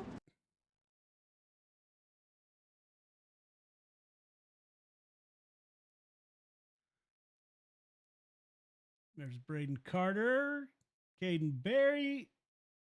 Might take the old man a minute to get out of his car, out of his sim rig. There he is.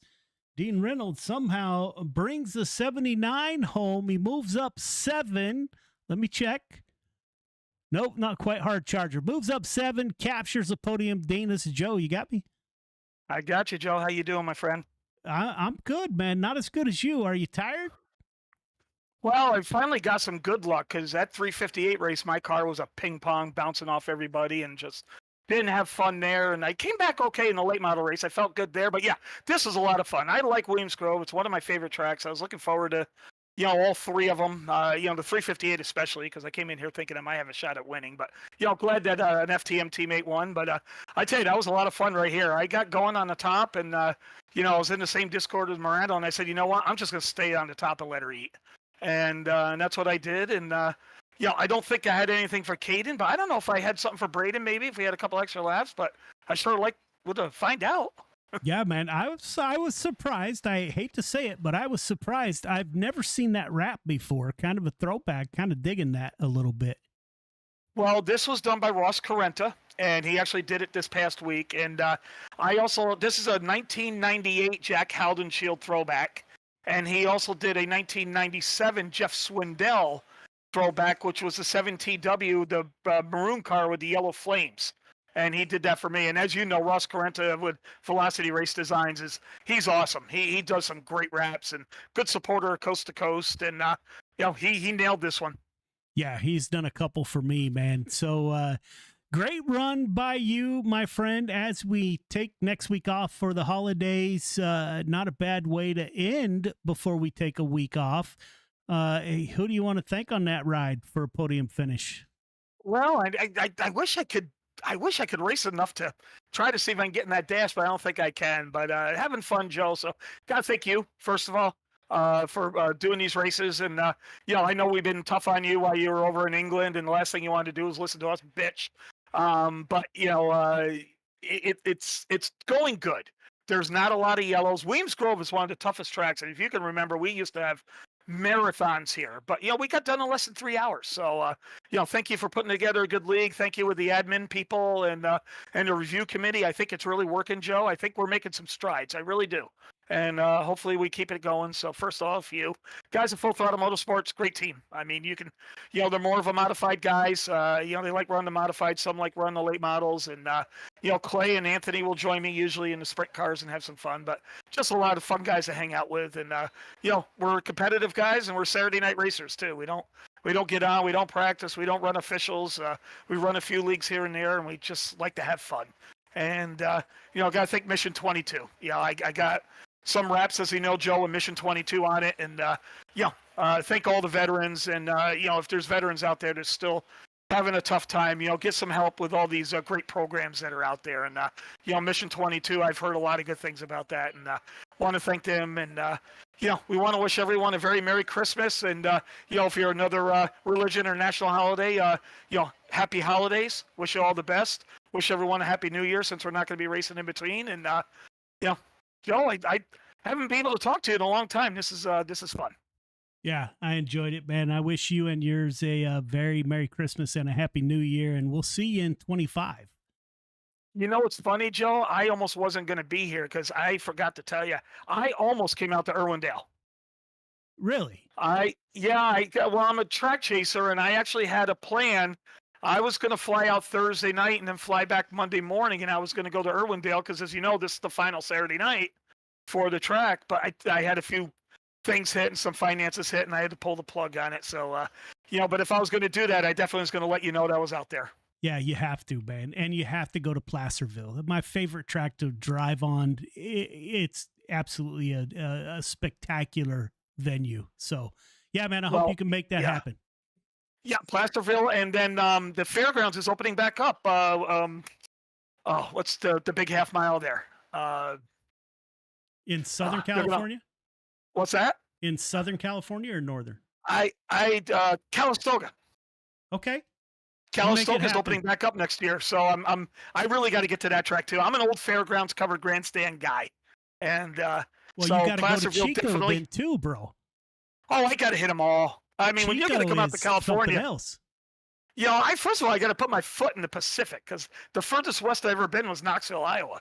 So I just need to come out and say I've been in California. You know what? You're living, but you're not living, my brother. I hear you, my friend, and someday it'll definitely happen before the Grim Reaper comes and gets me. Yeah, make sure you call me. All right, brother. Have a Happy New Year and a Merry Christmas. You too, Joe. Thank you. All right, man. See ya. No stranger to the podium. Braden Carter brings the 05 home in P2. Braden, this is Joe. You got me? Yeah, I got you, man. How was it? It was good, man. I really figured at the top those last 5 laps. I wish I didn't miss it in 1 and 2 in that restart. I feel like I could have made a run at the win, but I mean, Caden Berry, really good in the 360 sprint. I don't run these as much. I prefer the 410 a lot more. Me and Caden were just talking about it. Also, the fixed setup. I mean, a lot of gear, man. It's just, I don't know. It is what it is, but it was fun all in all. I got to run that top. That top is so fun when it's slick. I love a sprint car on the top on a slick track. It's just mint, man. Yeah, great. Another great run by the 5 car. Who do you want to thank on that ride for another podium finish? Yeah, CSC Motorsports, my dad, Kel Smith, Kyle Hardy Racing, Jonathan Higdon, Twisted Designs, Midwest Forklifts LLC, Randy Carter Painting, my granddad, Eternal Racing, Tanner Pettit Racing, you, Joe, for these broadcasts or Track Bank Friday Night Lights, and Shaggy TV as well. All right, man. I wish you a Merry Christmas. Merry Christmas, man. All right, see ya.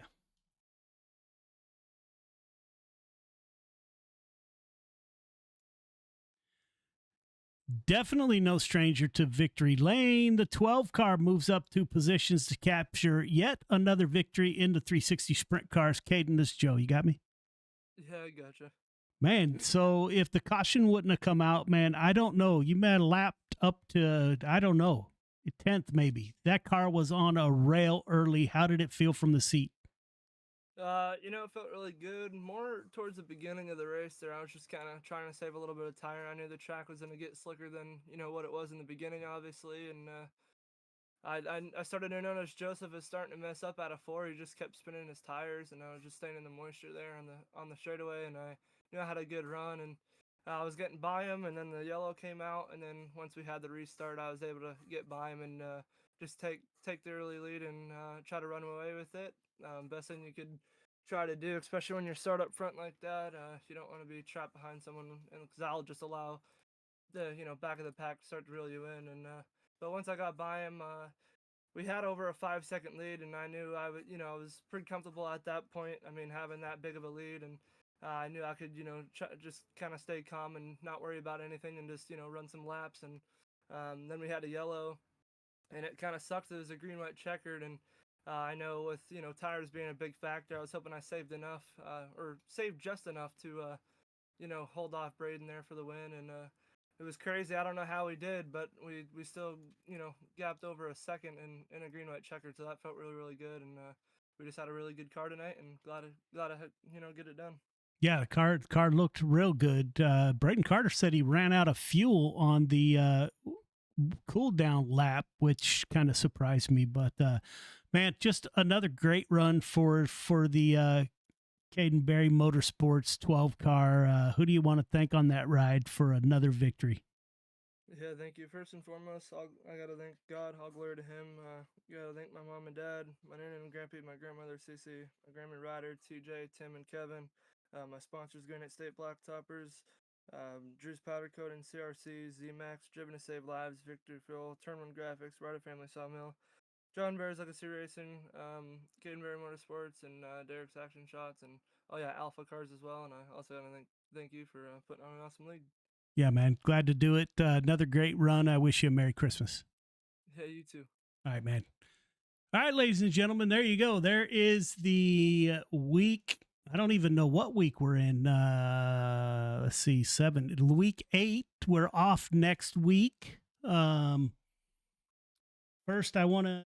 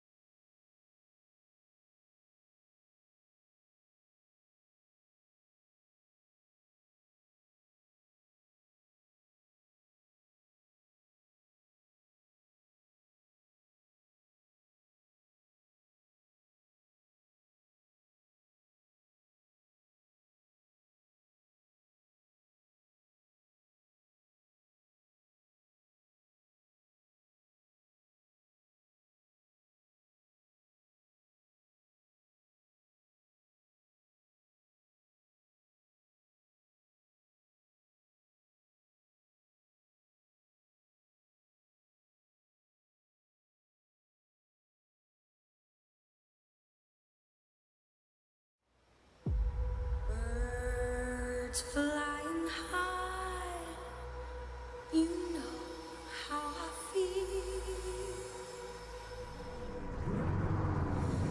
Sun in the sky, you know how I feel. Breeze drifting on by, you know how I feel. It's a new dawn. It's a new day, it's a new life.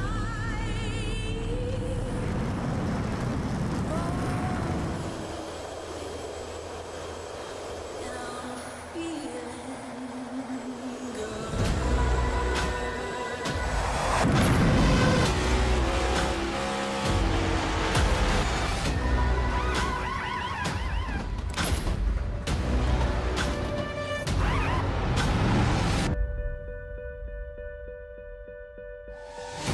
fish in the sea, you